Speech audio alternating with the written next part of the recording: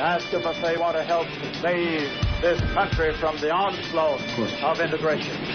You know, the system is they want to throw white children and colored children into the melting pot of integration, out of which will come a conglomerated, mongrel class of people. Both races will be destroyed in such a movement. I, for one, honor God, will die before I'll yield 1 inch to that kind of a movement.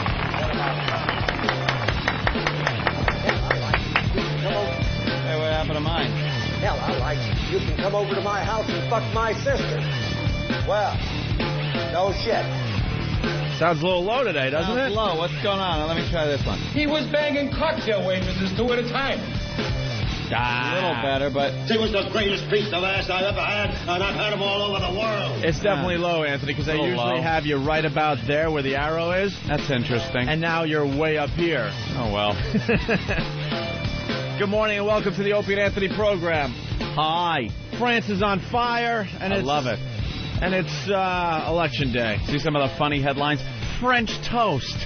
It said French toast, and they were showing the fires. Where did you see that one? I think it's in the Post somewhere. Oh, yeah. There's one of our bits for today. French toast. Headlines from your newspapers. Yeah. What are they saying about France burning? I love it. I just love when a pompous, stupid-ass country just starts crumbling from the inside. They've allowed all of these Muslims to come into their country without any kind of real regulation.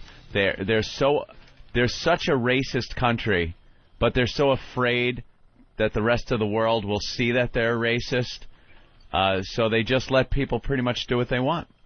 And these Muslims now are going crazy. It's been going on for, what, almost 2 weeks? Like 12 days or something? Yeah, about 2 weeks. 2 weeks now, and they just can't get their shit under control over there because they're a bunch of French faggots who don't know how to take their terrorists by the balls. They have a curfew, too, at 9. Do you think when they're, like, smashing windows and burning buildings and cars, they're going, oh, shit, it's 9 o'clock. We gotta stop. Oh, Jesus. We better wrap this up and we'll start up again tomorrow. Oh, Allah.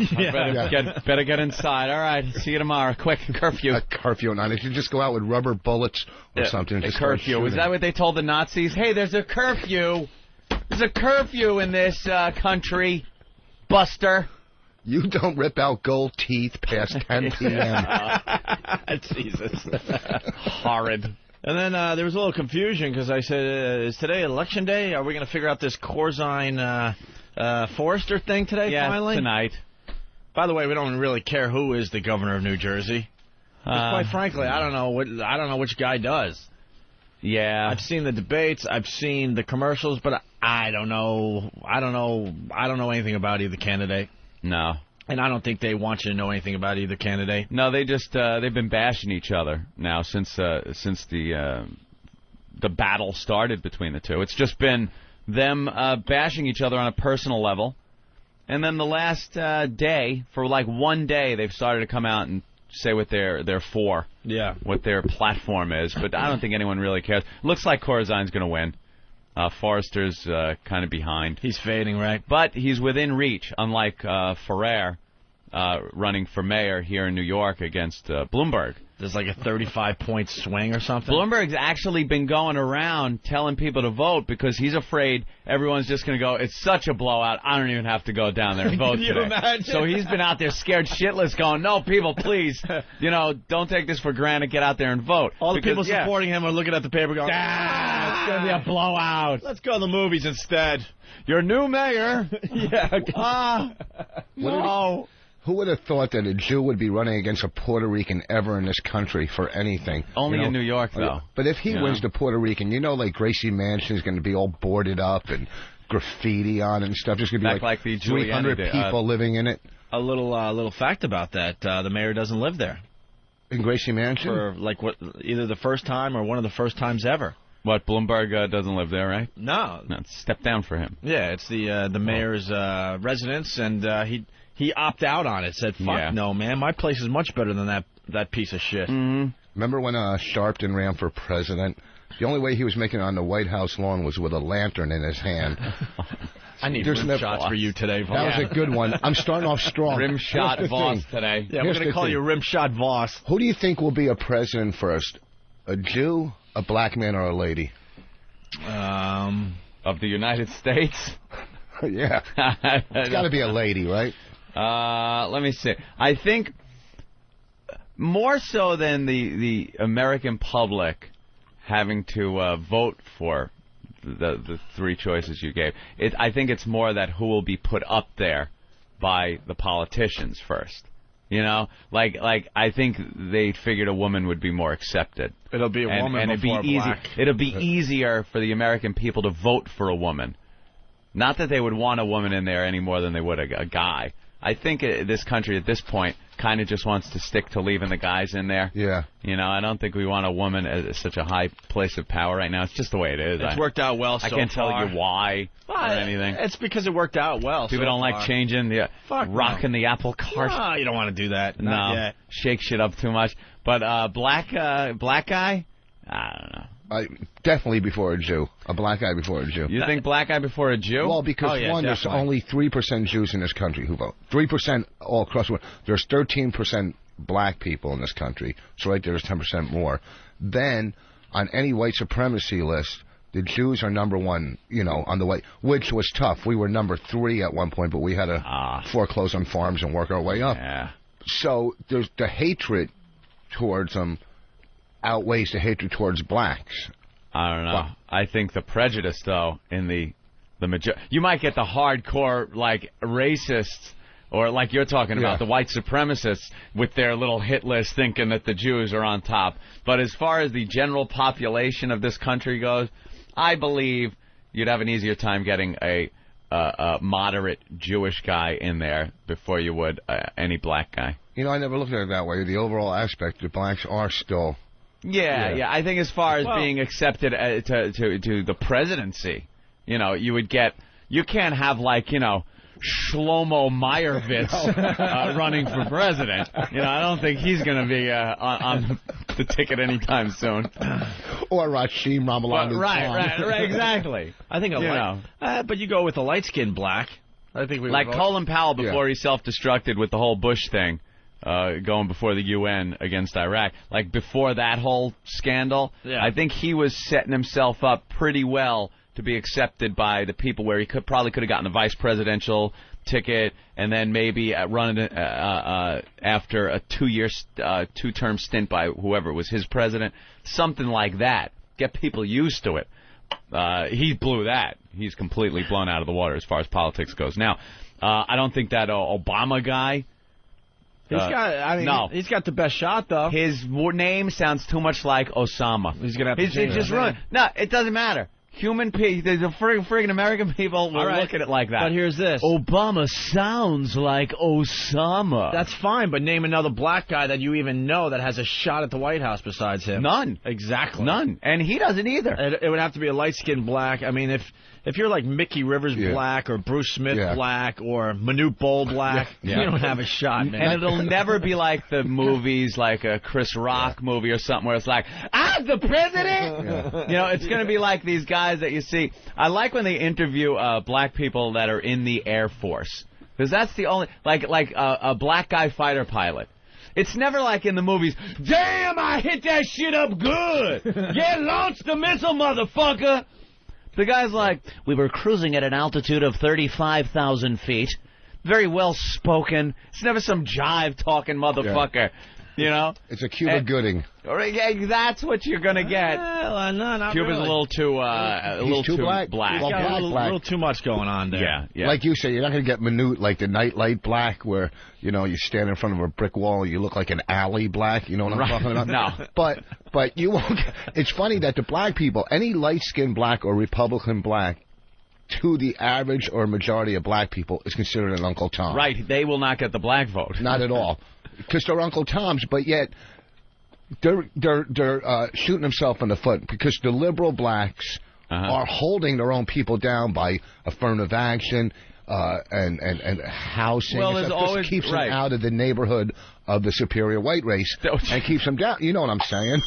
But there's always been a problem within the black community getting a power base going because they themselves are divided. They can't get together as one and be united under some kind of leadership. It just doesn't work for some reason. I don't know. There was something that happened just last week. I don't know the names, but it was a conservative Republican black guy. And he was being pelted by liberal Democrat blacks with Oreo cookies. They came in throwing Oreos at him and calling him an Uncle Tom just because he's successful. He's like working himself up in the Republican Party. And blacks look at the Republicans like a bunch of, white cowboy hat wearing racists. So if you're a black guy in there, you're the Uncle Tom, the token. And until they reach some kind of a happy medium there, it's going to be very hard for them. And the sad thing is the Oreo cookies that they were throwing, basically the white man paid for that through tax dollars that went to WIC checks or food You think stamps. that's what they didn't pay for the Oreos? They got them with their paper Jesus money, Christ. and they take them, they waste it. All right. But just before we went on the air, Ben's like, it's election day. And because of our hours, it's great. Right after the show, I'm going to go vote. Yeah. And then I'm like, vote? Ugh. Voting? And then he goes, if you don't vote, you can't what? Complain? Yeah. He said if you, unless you vote, then you can't complain. You shouldn't complain. And a lot of people say that. A lot of people say you shouldn't complain if you don't vote. Don't complain if you don't vote. But I make a statement by not voting. Like, I didn't want Bush or Kerry in the last election. No. I was leaning toward Kerry, but I saw through that bullshit, Can I do the phone calls before they come in? Oh, you should have voted Libertarian then. Right. Yeah. In other words, so what don't was vote. What was I supposed to do if I didn't like Bush or Kerry? We'll take the main election there. Vote Libertarian. You should have voted for the Green Party. You should have voted... In other words, throw the vote away. Shut up. Unless you're voting Democrat or Republican, you're throwing your vote away. Sorry, just the way it is. And, if you don't want either one, what are you supposed to do? No vote? You vote in your no vote? That's what I do. That's my protest. I don't vote. Don't vote. When I don't like the candidates. Because it does make a statement when they say only such and such percentage of the people even voted this election. It kind of lets the people know that, hey, even though you won, Pally, really people don't like you. Yeah, we're not that happy. A lot of the people of this country really don't like you. How about we're voting for mayor today, right? Yeah. Nah, I don't care. You live in the city, though. How can you not care? Things haven't changed that much since Giuliani, so what has Bloomberg really done? Actually, Bloomberg's done a lot. Bloomberg has really done a lot. Bloomberg what has he done for me, Anthony? He has made an extension of what Giuliani did. He kind of took up the reins and kept things going as far as quality of life goes in the city. A lot of quality of life things. Smoking in the bars. Horrible. I was completely against that at first. Even as a non-smoker, I was against that. I don't like people's, right or whatever being stepped on. But when you go home, and maybe not you because you still smoke, when you go home and get undressed and the pile of clothes you put on the floor doesn't smell like a fucking campfire in the morning. That's great. When you pack your luggage and then come back home and open it up and it's not just an ashtray. That's great news for me because I could rewear my clothes. Yeah, but see, the thing, free business and capitalism, it just infringes on that free business. You open a bar. All right, and you're depending on those customers, and all of a sudden the government comes in and says, hey, they can't do this in your bar, which goes hand in hand, smoking and drinking. I completely agree with Rich Voss, and I hate smokers. Absolutely. That's like, it's like rent control, too. It's bullshit. If you're a landlord or a homeowner, it's free business trade. I can't believe I'm this fucking smart. And, don't worry, you'll fuck it up soon. Yeah, believe me. We're waiting for you to fall off the cliff. So, you got to you're just putting yourself as the common non-smoker or smoker, but you got to go and look at these guys who are investing all this cash. There you go. The XM MiFi on Fox 5. Get that story for us, all right? Delphi XM MiFi. Very good. Tech gadgets. Doing a little tech talk. No, I agree with the smoking in the restaurants and the bars, by the way. Completely agree. I can't believe you could tell a bar owner or a restaurant owner, that the people aren't allowed to smoke. Something that is legal in our society. Let me tell you something. I know it's legal, but it just is harmful. It is very harmful. Well, then it's working in an environment. Then ban smoking altogether. Make it an illegal substance. Well, no, if it's a legal substance and you own a restaurant or a bar, it should be up to you. But your workers then decide, well, do I want to work in this environment? No, I don't want to work in this environment. So then you find another job that's in a smoke-free environment. The alcohol is not a dangerous substance that they're serving. And if I go in the old days, if a bar was too smoky, I'm out of there, and I would find a place that might not be as smoky. Sometimes you couldn't be out of there. Working in our business, we did a lot of bar gigs. Very heavy. The 12 places in Manhattan that you can still legally smoke do a killer business. You can't even get into them on the weekends. Yeah. The places that you can legally How about this? smoke. How about they took the smoking thing here in New York a step further, and these cigar bars are closing down. Cigar bars are places where people go out of their way to smoke their cigars. And the employees know what kind of atmosphere they're working in. It's not like a restaurant where they're serving food and you're like, hey, I don't want smoke. But how does that make sense? The cigarette thing, well, I understand we can debate this for hours, but they were closing down the cigar bars. Well, and to go back to that, though, a lot of those cigar bars do serve food still, and you can smoke. I know several of them that you can, which is even, But there was one we used to go to, not that we smoked cigars, but we would stop there once in a while on 56, and all of a sudden they're like, we gotta close down because we're not allowed to let people smoke cigars in here anymore, even though the place opened up as a place to smoke cigars. It's the biggest scam. The government, they sue the tobacco companies for billions of dollars. They do all this bullshit, yet they'll fund the farmers to grow the tobacco. They'll make the tax money off the cigarettes, and then the government aren't the ones that are suing tobacco companies. Oh yeah, local governments sue tobacco companies all the time for health care. It's usually the people that are my grandpa died after smoking, and now I'm going to sue fucking the government. R.J. Reynolds loves the tobacco industry. Are you? Insane? That's why they will never outlaw. They absolutely love the tobacco industry. But states have sued. You know how much money they get from the tobacco industry? It's all a scam. It's like you can't smoke. It's like say in OTB you can't hold one of your nostrils and shoot out the other one, or spit. I mean, there's certain things you do in these places. And smoking, we go on the road, and the clubs that you could smoke in are always more crowded than the ones you can't smoke in. They'll have a non-smoking show full of fucking jerk-offs. That's one issue. I just simplify the argument. It amazes me that it's a legal substance, and you're telling restaurant and bar owners that you're not allowed to have that in your establishment. That just amazes me. If smoking's that bad, then try to make it illegal. Restaurants, though, the restaurant side of it you can understand a little bit more. Restaurants, but not in America, because restaurants are packed. Yeah, but not in America. Like in America, I have the choice. I will either go to a restaurant that has a lot of smoking, or I will personally, and have done this in the past, find a restaurant that's not smoking, or has a non-smoking area or an outside area where I don't have to deal with it. Yeah, but when they first did the law, how they had it was with the you could have a smoking section in a restaurant, but that was great. It was a glass death booth. Yeah, it's like you see them at the airports every so often. All the smokers in the death room. It wasn't even that. They had the smoking sections in the restaurant, and some comedian said that's like having a peeing section in a pool. Like, what does that really do? And I know, because you'd be at one table that's in the non-smoking section, and then it's right next to the smoking section. Right. So you're sitting next to a table of smokers. Wait, there's not a peeing section in the pool? Oozing over at you. It's everywhere. I laugh at the people that, you're in a pool, and all of a sudden they jump out of the pool, and they're running into the house. I'm like, where are you going? Oh, I have to take a leak.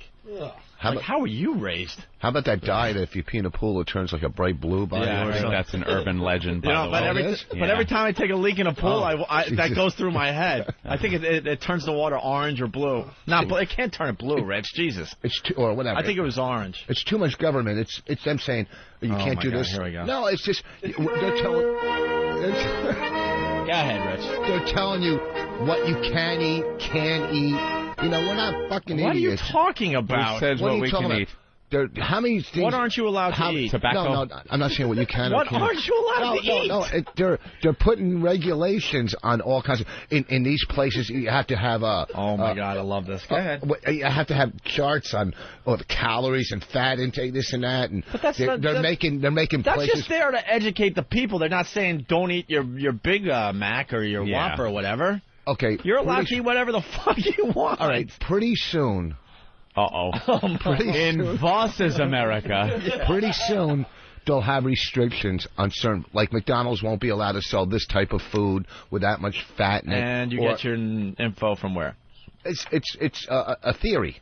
It's I just see it coming. You see it coming. Watch, you'll see. Yeah. There was maybe children first. Maybe they'll start out like you can't sell a Whopper to a kid under like 18. Well, that's child abuse for kids anyhow. If a kid is 300 or 400 pounds and the parent keeps pushing Big Macs into this kid's face, they wouldn't do it with alcohol or drugs, but they do it with food just because they're lazy or they're fucking pigs. And that's child abuse, in my opinion. Yeah, a bunch of fat kids running around. Yeah, and it's the parent's fault. The kid doesn't. I don't know. All right. Look, trying to bring it back around to the election here in New York City and the voting, and you shouldn't have any say. And I disagree, by the way. You guys said that Bloomberg did a lot. I don't think one man does a lot anymore.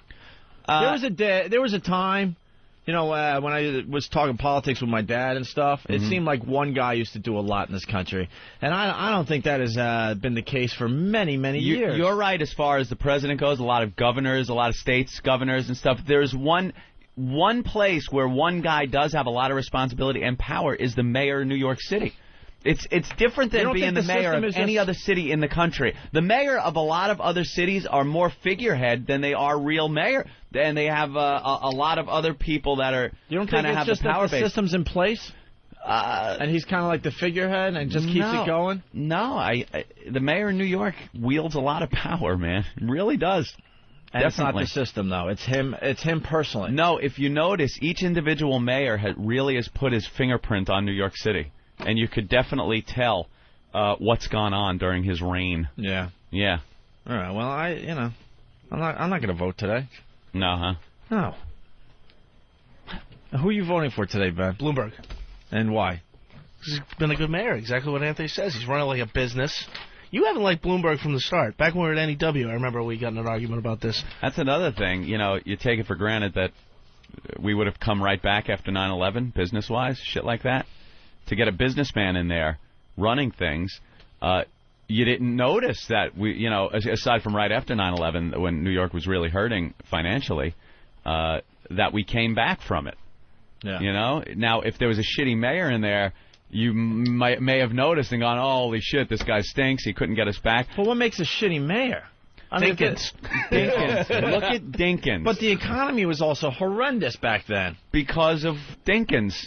I don't know about that. I wasn't a fan of Dinkins myself, but it seems like the economy also has something to do with whether it does. And look who a government official does well or not. Look who changed that, Giuliani.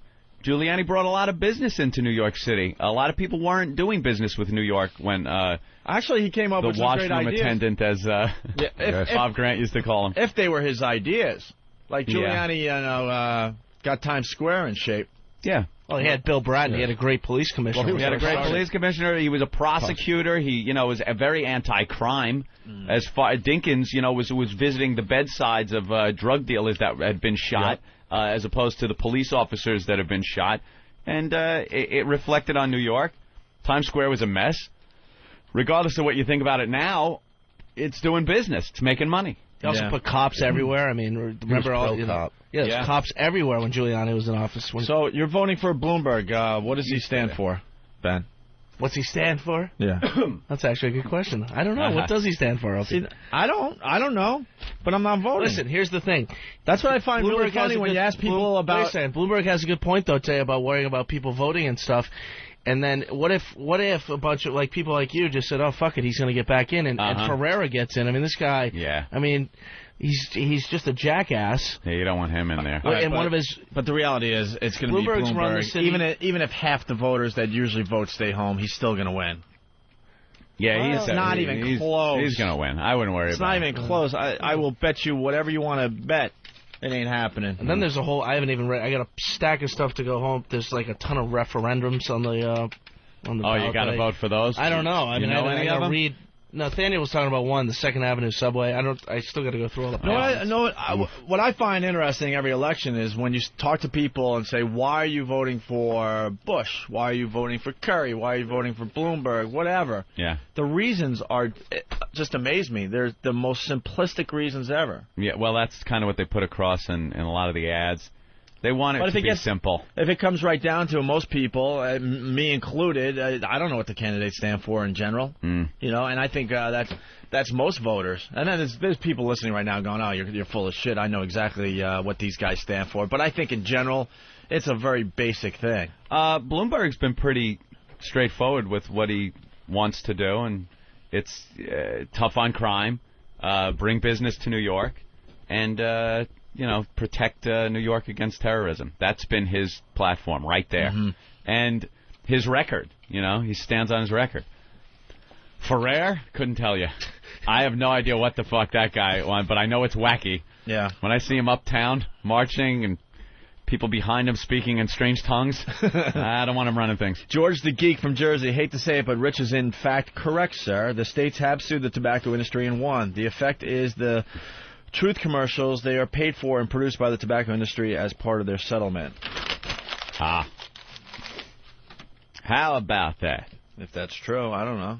Speaking of Election Day, we were on top of this whole governor's race, the New Jersey governor's race, from the get-go. Very early on, you could tell these two hated each other, and it just got filthy.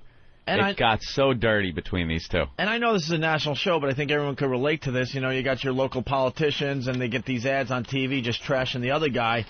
But we noticed right away that this governor's race here in Jersey, these guys just went for the throat. It got ugly. I think getting ex-wives involved and talking about abortions and affairs. And Forrester. It's great. I think New Jersey just wants a governor that's not sticking his cock through a divider in the rest area.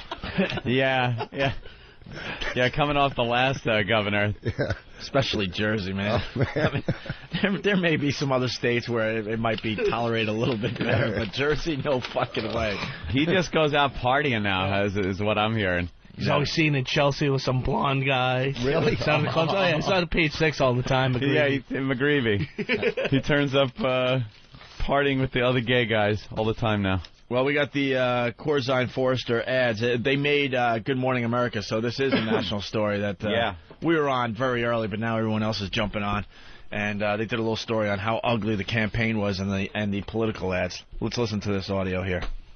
There's one race in particular, the race for governor of New Jersey, that experts are saying is one of the nastiest races they've ever seen.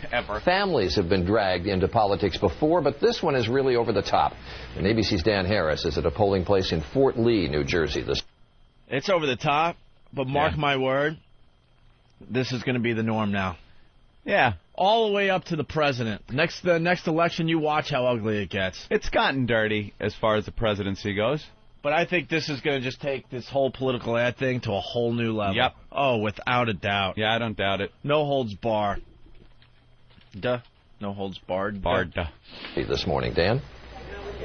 Charlie, good morning. Voters here putting an end to what has been a notably nasty campaign. The governor's race here has the dubious distinction of featuring what may be the most high-profile use ever, at least in a modern campaign, of a candidate's ex-wife as a political weapon. New Jersey's governor's race featured raucous debates. Fact is, your lawyer said if you throw money on the table, you can... And rumors of extramarital affairs. But it may be remembered for this ad from the campaign of Republican Doug Forrester. It features a quote from Democrat John Corzine's ex-wife, who said Corzine had let his family down, and he'll probably let New Jersey down, too. It speaks more about his character than it does mine. It brings together a number of different things having to do with an inclination to abandon political principles. This is unusual in the extreme, and it's about as nasty as a campaign gets. Without a doubt. Wow, an ex-wife saying something bad about her ex-husband? Yeah. They're going to use that? I know. And who's going to believe it? Yeah, and the guy the judge just put into prison for 40 years got out, and he's going to say something good about, of course his ex-wife's going to trash him, you fucking idiots. He let his family down. He'll let New Jersey down. Oh. And now we got role of wives in politics. Another clip here. In 2000, the ex-wife of Maryland Congressman Albert Wynn recorded a phone message for a rival campaign saying the congressman does not respect black women. He left me for a white woman. And in 2004, the ex-wife of Texas Congressman Charlie Gonzalez tried and failed to get on the ballot against him. While the involvement of ex-wives is rare, political spouses have long played a prominent role in the campaign dynamic. Senator Ted Kennedy insisted on having his wife by his side during his 1980 presidential run, despite severe marital trouble. The couple later divorced. More recently, Hillary Clinton and Teresa Heinz Kerry were said by some to be political liabilities. By contrast, Laura Bush is considered an asset, as was Jacqueline Kennedy. Voters tend to assess candidates in the full picture. In other words, it's not just their stance on the issues, but it's the full package. Back here in New Jersey, if those ads featuring Corzine's ex-wife helped Doug Forster pull a come-from-behind victory, one political analyst is predicting next campaign season we may well see more ads featuring ex-wives. Oh, there you go. I told you. This is going to set a new precedent. Ex-wives. Oh, ex-wives getting involved. How great is that? Oh, cock size comes in, everything. It's just... both these guys, I got to tell you. Small little dick. Both these guys did their job. I know the names of the candidates for the governor's race of New Jersey. Yep, certainly do. I usually don't really pay that close attention. Yeah, it's been a dirty battle, but when it's over, they'll shake hands. Mm-hmm. One will give a concession speech and talk about how great the other guy is, and we need to give our support to him. Yeah, let's get that audio for tomorrow. Of course. That's going to be great audio for tomorrow's show. Where they're all huggy-kissy. I guess if you have a hot chick on your side, too, that helps. I mean, Jackie Onassis or Kennedy was a hot chick back then. I don't know if that helps, man. You don't think so? You got to get the women's vote, too. Yeah, if you have a hot chick, the women are going to think you're just in it for the hot chick. Yeah, see, rich women out there have brains. And you need, like, Bush's wife. And they don't look at that. She's the perfect wife. She's not, like, dog ugly. She's like librarian hot. Librarian, motherly kind of thing. That's what you need. Do you think she was hot back in the high school or college? Yeah. She looked good. I bet she looked good back in those days. She didn't look bad. Yeah. She didn't look too bad. All right. Not like that Barbara Bush. She looked horrid. Like, even in her 20s, she looked like she was 80 years old. And George Sr. was like a pilot, World War II pilot. What was he thinking? I don't know. He could have gotten some of that good trim back then. And I thought she looked good on the oatmeal box. Jesus, Rich, I need your fucking... Oatmeal? What?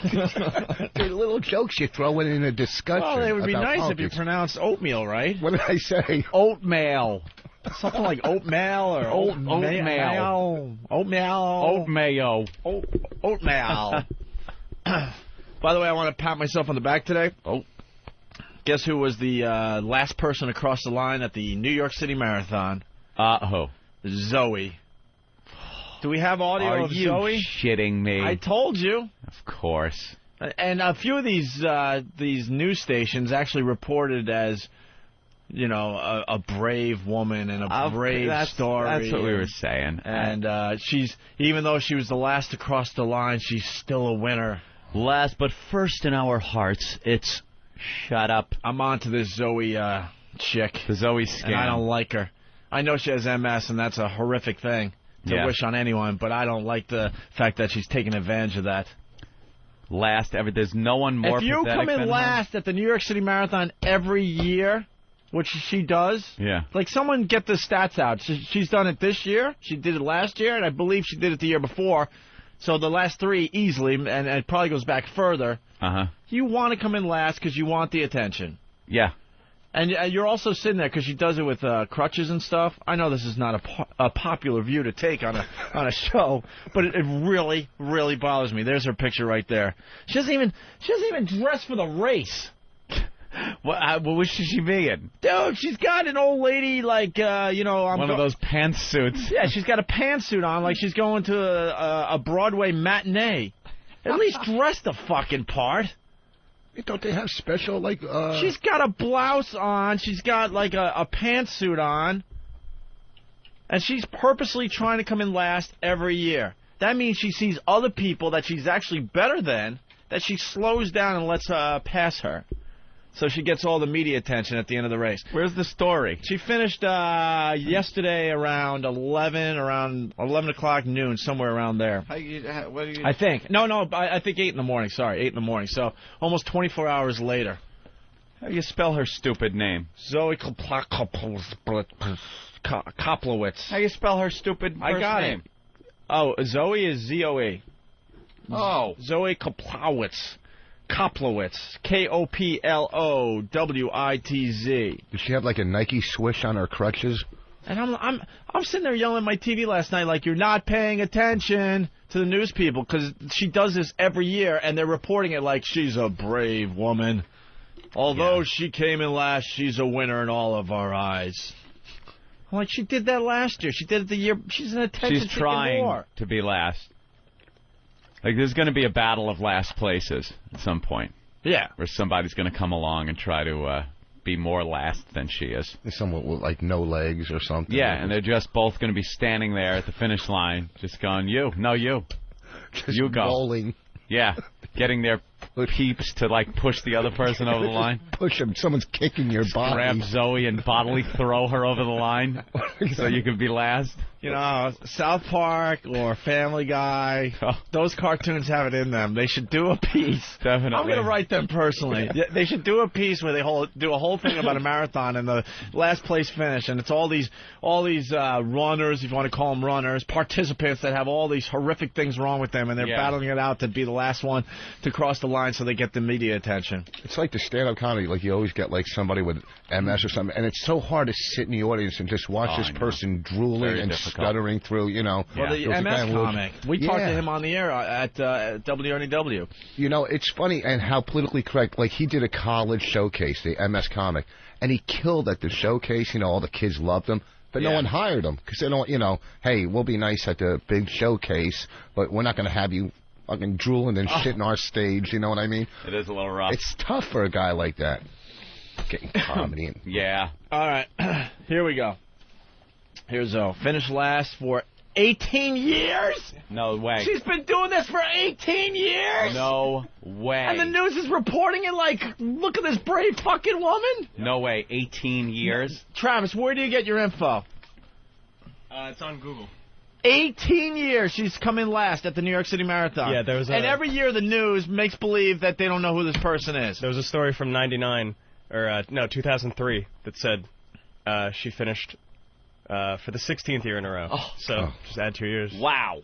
Can't be that tough of a disease if she's still kicking I'm mad around. at myself that I didn't record all the news programs, because one after another. There was one that said that she's done, you know, she's known for coming in last, but then the other ones were reporting this like, wow, look at this brave participant, the last one to cross the finish line. Jesus. If you're doing it for 18 years, wow.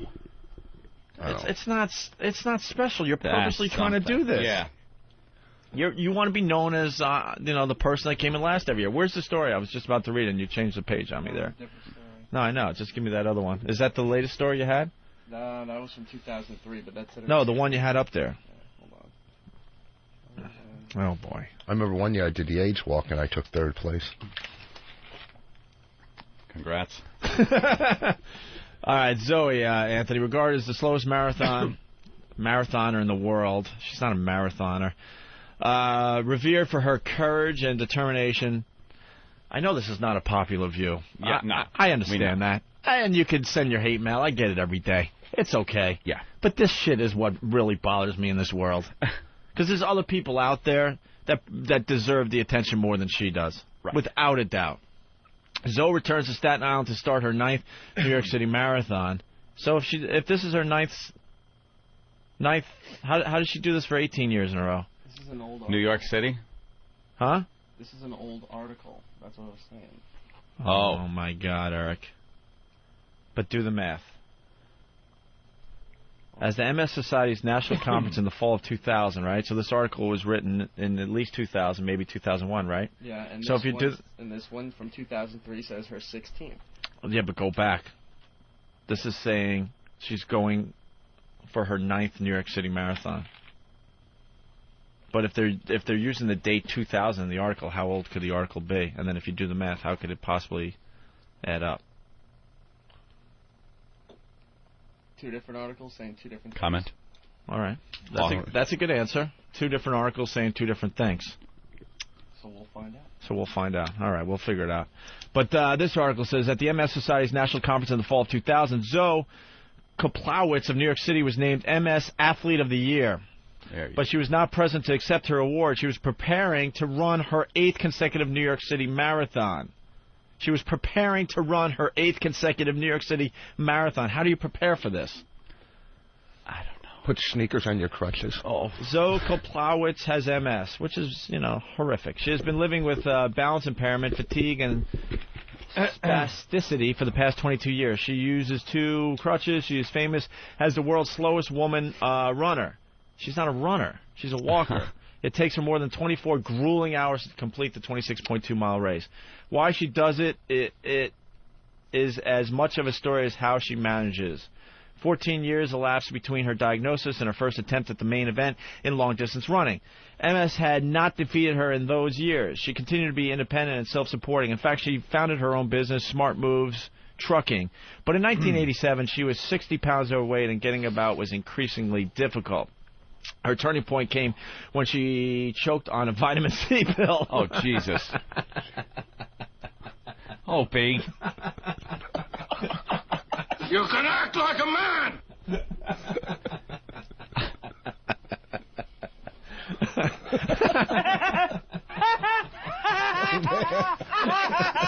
That's horrid.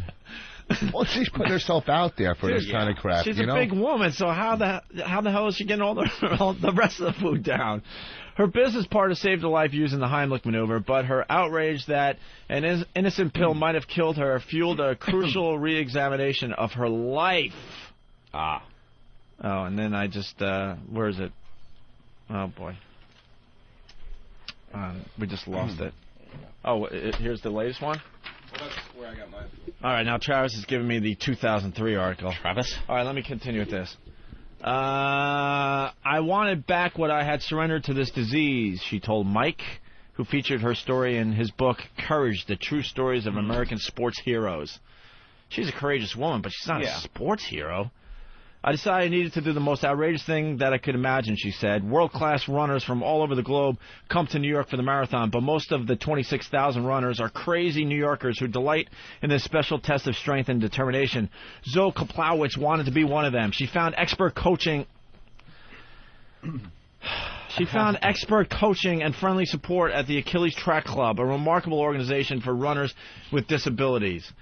I didn't set out to be famous, Zoe said. At the beginning, it was about my own discipline, showing up for the training every day.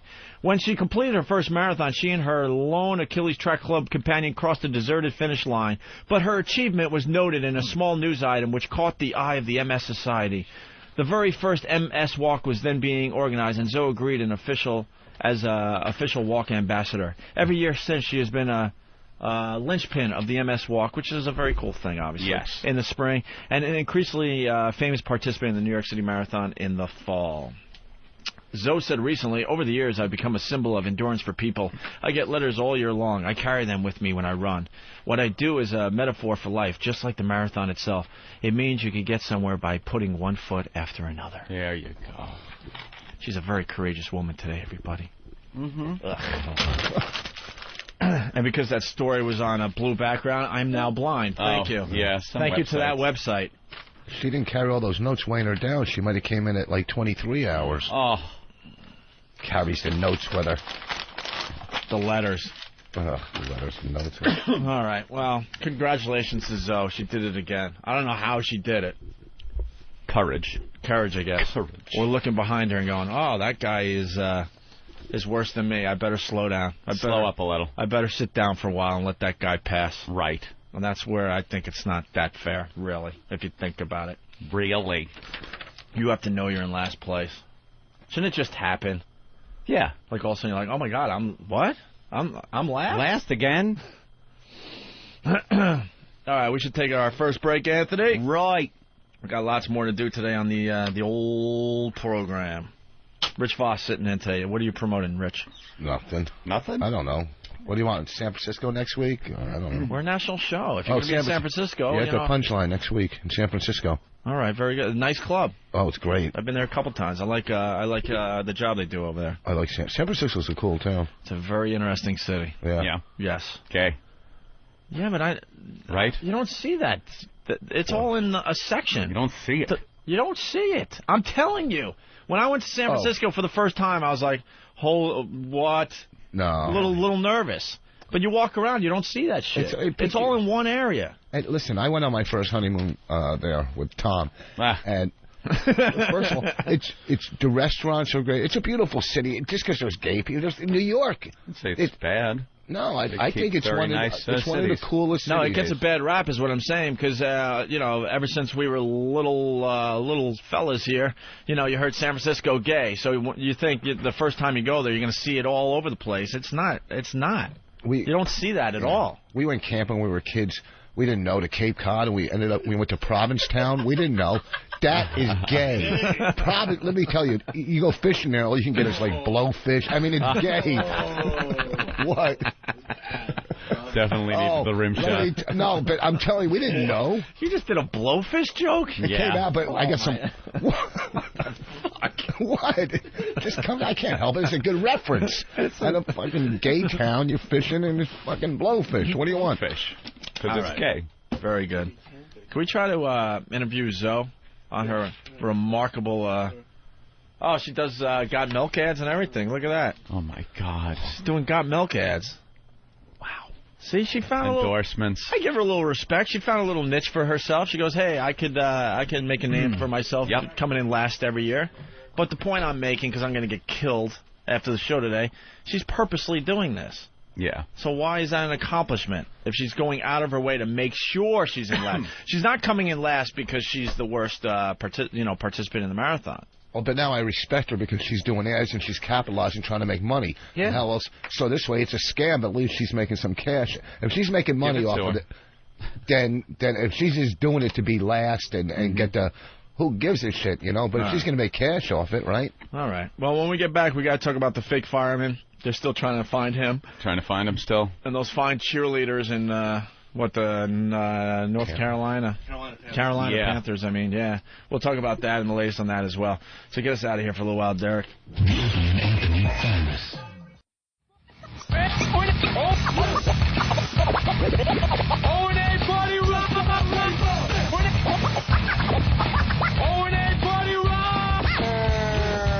How cool is that? Drew Boogie. It's the Opie and Anthony Show. Thanks, Drew. Gotta love the Drewster. Does a few remixes for the radio program. Let's say hi to Paul on Long Island. He has MS. Ow. Paul, what's up, buddy? Yeah, hey, I have MS for 14 years. How many years? 14. Sorry to hear that. No, it's no problem. I still lift weights. I go to the gym 3 times a week, and most people with it are like me. It's a relaxing, remitting form where you get a little flare-up and it goes away. So this fucking Zoe, she's like the worst of the worst. So I just want to say, just fucking most people like me where you don't even know you have it. Huh. How about that? But you know what the fuck the thing is? It just comes out of nowhere. Fucking boom. You get dizzy spells. Man, you're, I don't know. Maybe your throat has MS or you got a bad phone. I don't know. Yeah. Something's going on with the phone. Maybe get a better connection and give us a call back. All right, Paul? All right. Your phone really stinks. You'll notice that on the replay. All right. A bunch of other things to get to today. They did a MiFi story on Fox 5 here in New York. Yes. I wanted to see what this is about really fast. XM just kicking ass as far as satellite radio goes. Oh, yeah. The Delphi XM MiFi, is that what it's called? MiFi, it is. It does XM satellite radio on the go. So we've had home, we've had car. Now you can actually bring it with you. So it's actually picking up those satellite signals. It also has storage for up to 5 hours of either talk or music on board. So, of course, inside Grand Central, you're not getting a signal. Exactly. So it's kind of like an iPod thing or something that records for you, but exactly. But you got your own music. Right. And a little bigger because of the antenna built in, of course. Definitely. Wow, that guy had no idea. No, absolutely none. Thanks for the push. That's the guy on Fox here in New York that does the weather. Yeah. And they give him some other things to do every once in a while, and you would think he would do his research. Something. He has no idea. The MiFi's been out for over a year now. Yeah. I've been enjoying the MiFi for well over a year. Sort of like an iPod thing. Well, not really. It's live satellite. It's live satellite, right? Exactly. You can record stuff if you're in an environment where you don't get the live signal. But there you go. My throat is killing me. Is it? What do you need? I just want to throw this on the table today. I'm getting my my yearly strep goddamn throat. Penicillin. It's just. Well, what I get every year is that what is it? The bird flu. Huh? Bird flu. Oh, speaking of the bird flu, I got a great story about the bird flu. We'll get to in a second. But get this damn strep throat every fucking year. And they got this this Uber penicillin. I think it starts with a Z. 5 or 6 pills and done. Done. I got to get to my doctor immediately and get those pills. Immediately. If I don't, it's like a 2-week hell. Yeah, they're the best. Whenever I had a root canal, because the first time I had a root. Do you know what penicillin I'm talking about? It's like all you do is take 5 or 6 pills. Yeah, like you take 2 the first day and then 1. Yeah, there you go, and then you're done. It's the best. I had it once. I had a root canal, and then without the penicillin, it got infected, and my whole face swelled up. Yeah. So, and they had to cut my gut and squeeze the pus out with a plier. I'm not bullshitting. Jeez. I had to do a TV show that day, like Friday Night Video, and my face looked like a fucking grapefruit. Yeah. And I go into the doctor's office, and they're pliers, and they're pressing against where the root canal was, and pus is pouring out. Ugh. So from then on in, whenever I had a root canal, I took the penicillin, whether or not, and nothing came back. It's like, how many root canals have you had? I got to have $4,000 worth of more work done on my teeth in 2 weeks. Why the bad teeth, Rich? Hey, I had a crack. I had a lot of cavities. That was my thing. I still haven't had a root canal or anything else. I don't know, my teeth, I guess, like, if you see pictures, like, in the front teeth, it just got cavities in the middle. I was unlucky, and I got cavity in the middle. So then you got to get it filed in a root canal. I've had so many root canals. Well, why the bad teeth, you think? Just born with it, or? I don't, Did you brush your teeth growing up? Did you floss? Yeah. I wasn't really big on flossing, I don't think. Flossing's huge. Yeah, that's the big thing now. But now I have, like, a bridge right here with 3 teeth or 4 teeth. Yeah. And it's connected, like, well, anyhow, the last tooth under the cap or bridge rotted. So now these 3 are loose. Oh, my God. So I just had to, now I got to do a whole new bridge with 5 teeth. It's like $4,000, you know, and and what gets me is the teeth are kind of big and they're caps. Yeah, you would think that I would have them filed or then, you know, hey, please don't put fucking big teeth in my mouth this time, you know. They don't look that big anymore. Because I had them filed down after the abuse. I was walking around like piano face. You had ridiculously big fake teeth. And as a dentist, you would think they'd have that figured out by now. It's not that difficult. I understand they're still trying to figure out the plastic surgery and crap like that, but when it comes to giving you nice teeth, I don't understand why. You see this all the time when you're walking around, people that have the fake teeth in front, like, they're fucking huge. Yeah. I don't know what it is. My dentist, I mean, he does whatever. I don't know. I was in his office last week, and he's fucking pressing, and I'm looking up, and there's nothing worse than seeing, like, snot in your dentist. You know, just clean your face, you know. Inbred wants inbred. Yo, Opie, why the hell are you asking a former drug addict why he's got bad teeth? Well, do you think all drugs rot your teeth? Is that crack what does, right? Does cocaine rot your teeth or something? I don't know. I don't know if crack does or you just don't take care of them. So this guy called. I think because you're smoking all that crack back in the day, the last thing you're worrying about is flossing. So I think the guy makes a good point. All right, thanks, inbred. Yeah, punching up. All right. Joe, what's up? Very good. Hello. That was Joe Shareholder. He's still trying to get airtime. I think probably because we said that XM is kicking ass. Oh, yeah. Look at the numbers. We're kicking ass. He's going to debunk us. How is he going to debunk us? Yeah. Stock's a little down, but that will come back. We still have a massive lead on the little doggy company. The Howard factor is having an effect, but not as big of an effect as they thought. Oh, it's a big suspension. And, Howard got suspended. We're all like, we don't know what to do in the radio world. It's just an amazing, amazing story today. Stunt. Obviously, he had the day off, and they're both taking advantage of it. You don't have to be in radio as long as we have to know that.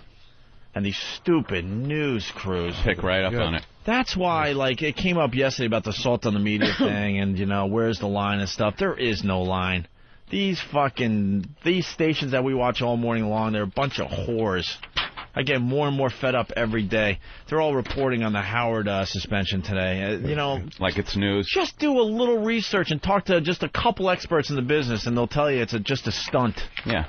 It's just a stunt to get everyone talking. See, we're talking about it. It's brilliant as far as that goes, but it's not a real suspension. They have no news. They exploit whatever they can. No, they got news, but these guys are lazy. They don't do their just basic research. We just had a story on the MiFi. The guy had no clue. You would think if you're doing a story on the MiFi that the night before maybe you would read up on it a little bit. Do a little research. And just get the basic facts out there. That guy had no clue. He was just winging it.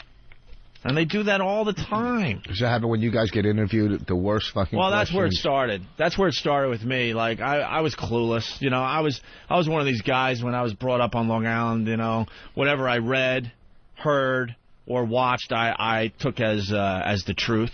I'll admit that. I'm embarrassed to say that. Yeah. And then over the years, that kind of just eroded. And then when Anthony and I started getting interviewed, and then when we got in trouble, we got in trouble a lot in radio. And the facts that came out that were so wrong, just the basic stuff.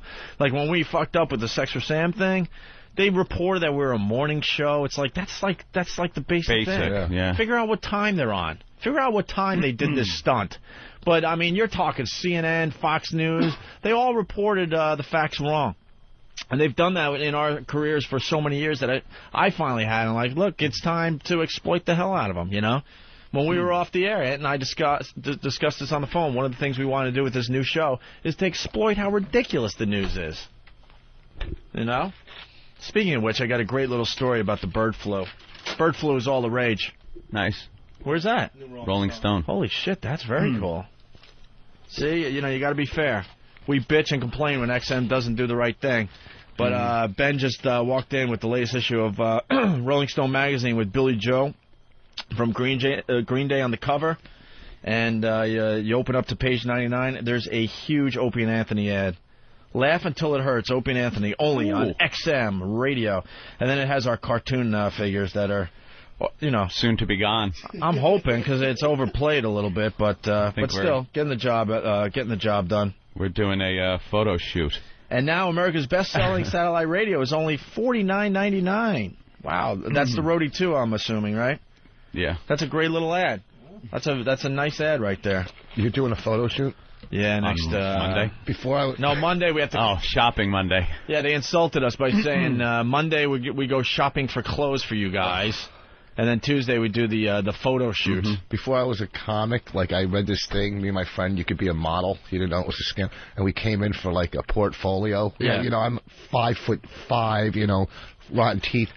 And, it's a scam to get people in. And they had me, there was one shot where I was laying on the ground on a fur rug with a leather coat open, with no shirt and a leather coat, like I'm some fucking stud. I look like I just got gang raped. It was the biggest scam, and we had this portfolio, and we go, now what do we do with it? Yeah. And they just sucker you in. Do you have those pictures? Oh, you gotta find those pictures. I would love, let me tell you, I look like a little, laying on the fur rug, my long, curly, rotten hair, greasy, the rug was probably greasy when I got up. Yeah. All right. Well, speaking of the bird flu is all the rage, and Fox 5 here in New York, they teased this bird flu thing all night long on their newscast, and finally told you what the big deal was. But basically, what do they say? There's a popular hot dog topping that could help combat the bird flu. Mustard? There's only 3 choices. Relish? Oh, 4 choices, okay. Ketchup. But they're teasing this, like something you put on a hot dog could help you against the bird flu. All right. How ridiculous is this thing? So here's the news. This is they felt this was such an important story, they teased it all night long. And hot dogs aren't exactly health food, but could one popular topping actually help fight the bird flu?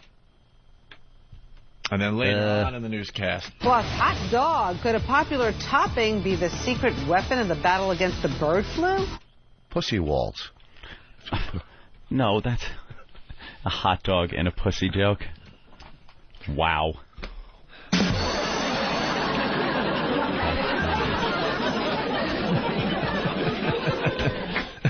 Sauerkraut. Sauerkraut. That's it. But why? Why? Well, you may think that sauerkraut is just good for hot dogs, but it might be good for fighting the flu, maybe even the bird flu. There are reports out of Korea about chickens infected with the avian flu that got better after eating the dish kimchi. It's somewhat similar to sauerkraut. Even Men's Health magazine says sauerkraut is essential to surviving a flu pandemic. Essential? Why is it essential? Let's get a doctor on the phone. No info there at all on why sauerkraut would help against the flu. But they thought it was important to tease it all night long on Fox. Why do all these diseases start in China or Asia? It's always from over. They got to be the sickest. The latest case is in Vietnam, the bird flu. Uh-huh. It still hasn't gone from person to person yet. It's just from birds to people. Right. What I say is this. We made it through the AIDS epidemic. We'll be fine. Don't worry about the bird flu. What do you mean we made it through? It's still going on. Yeah, but it was a big disappointment in the end. To who? When they started talking, I'm being dead serious. When they started talking about about AIDS, they were talking about the end of the world. They're talking about a disease that you get from effing. Yeah. And we survived. But it's still growing, so we didn't... I don't know. We got it under control. Yeah. We kind of got it under control. Growing in like Africa. It's a horrific disease, and yes, in the poorer countries, it's still completely out of control. But we got some we got these AIDS cocktails and stuff, and then look at Magic Johnson. Yeah, he's been going forever. But is there I don't know. I don't read up on that. All I'm saying is, if we got through the AIDS thing, because we've been at it for over 20 years, the AIDS thing, right? And it never became the thing they said it was going to be, where it was going to just wipe out, entire civilizations, basically. Yeah. It's a horrific disease, and a lot of people getting it and suffering from it, but it wasn't the big thing they said it was going to be. Well, especially because, you get it from having sex. Well, also, no, you get it from also drug. Well, yeah, exactly. But, if they say it's blood, right, you got it. And they say, these doctors get pricked or something and they get it or what. But then can't you get it from tattoos? Yeah. How about this? There was a time they thought the mosquitoes were helping out the AIDS thing. They said, they were transporting the AIDS virus from human to human. It all starts. All that scared crap that we had to deal with. And now we got the bird thing to worry about. And that's all I eat is chicken and turkey. I don't really. Red. Well, it doesn't matter. I think if you eat it, you're fine. Yeah, I don't think you get it from. I don't think you get it from eating it. I don't think you get it from a cooked chicken. Well, how else would you get it? Not from a cooker. I don't even know how you get it. I have no idea. Chicken sneezes on you. Fucking a chicken. Fucking. Let's say hi to Matt in Ohio. He's going to tell us how the sauerkraut helps the bird flu. Yes, Matt. Yeah, real quick. It's the malic acid derivative that's in sauerkraut. It disallows the virus from replicating. It actually disrupts the way the T cell binds.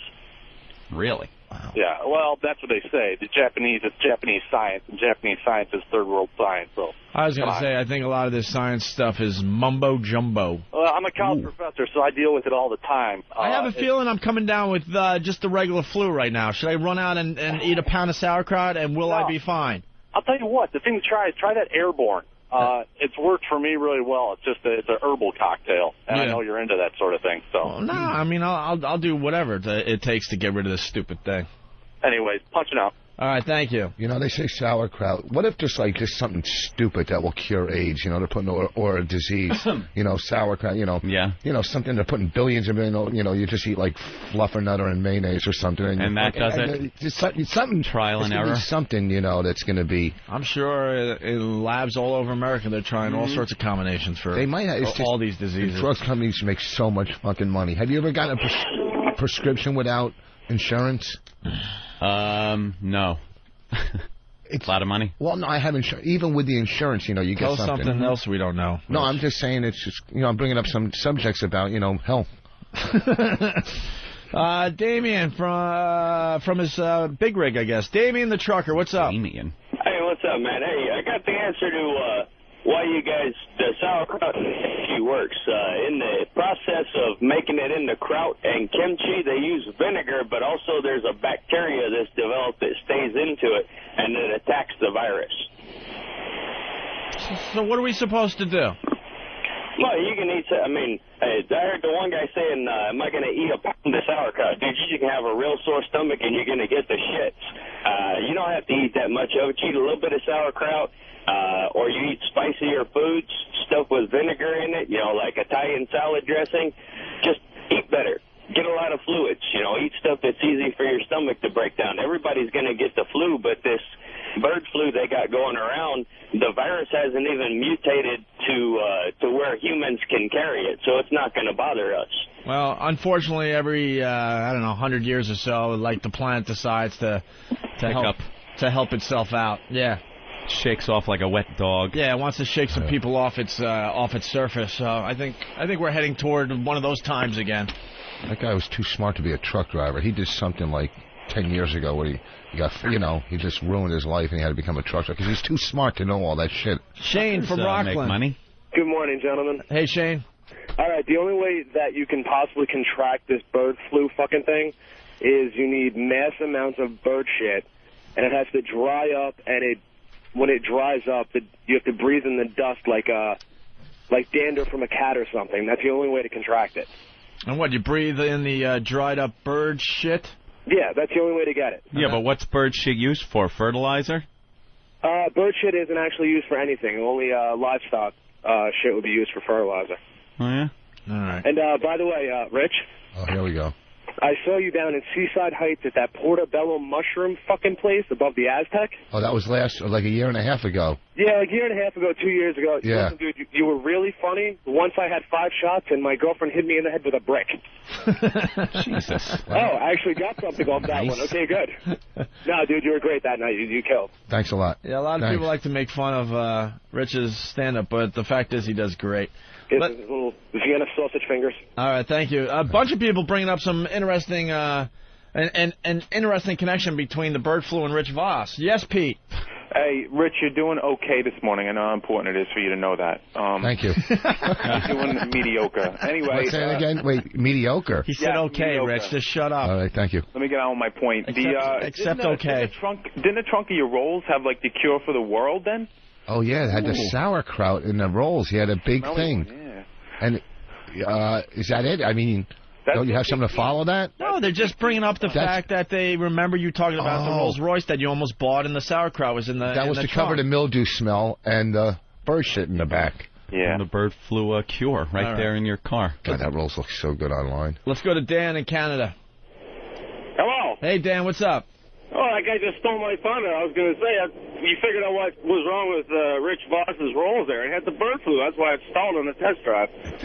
All right. Thank you, Dan. See, that All right.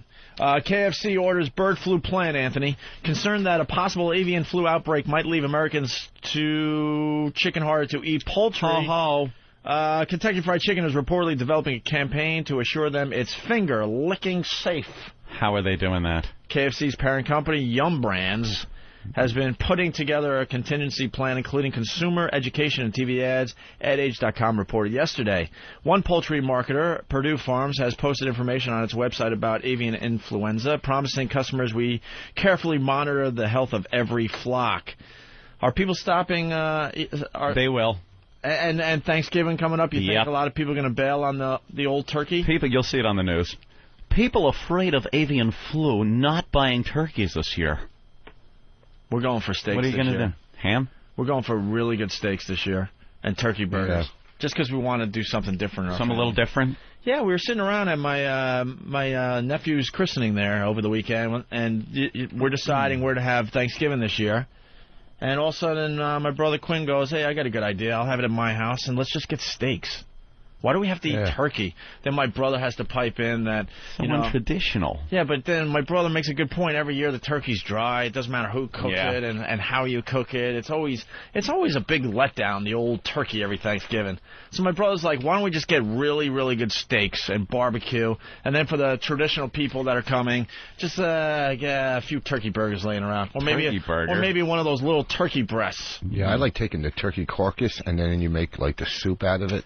That's, Who does that? I do. I make a fucking good turkey soup, man. That's the only thing. You don't do it? You don't take the turkey? Whatever. How much time? I don't even do you that. sit around with a turkey? Kind of like Grandma's house. People cook, and then I leave, no food. You sit around and with a big pot and let it boil all day? Yeah, you throw some celery and onions and you just... Boring. Well, what else are you going to do? Huh? The day after Thanksgiving, whatever, go to the fucking mall, I don't know. I just like to...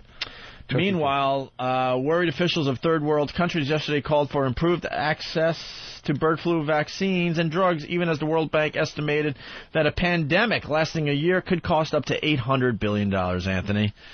Wow. India, Laos, Cambodia, and other Asian nations, backed by South Africa and other developing countries, are among those seeking help in combating the spread of the virus.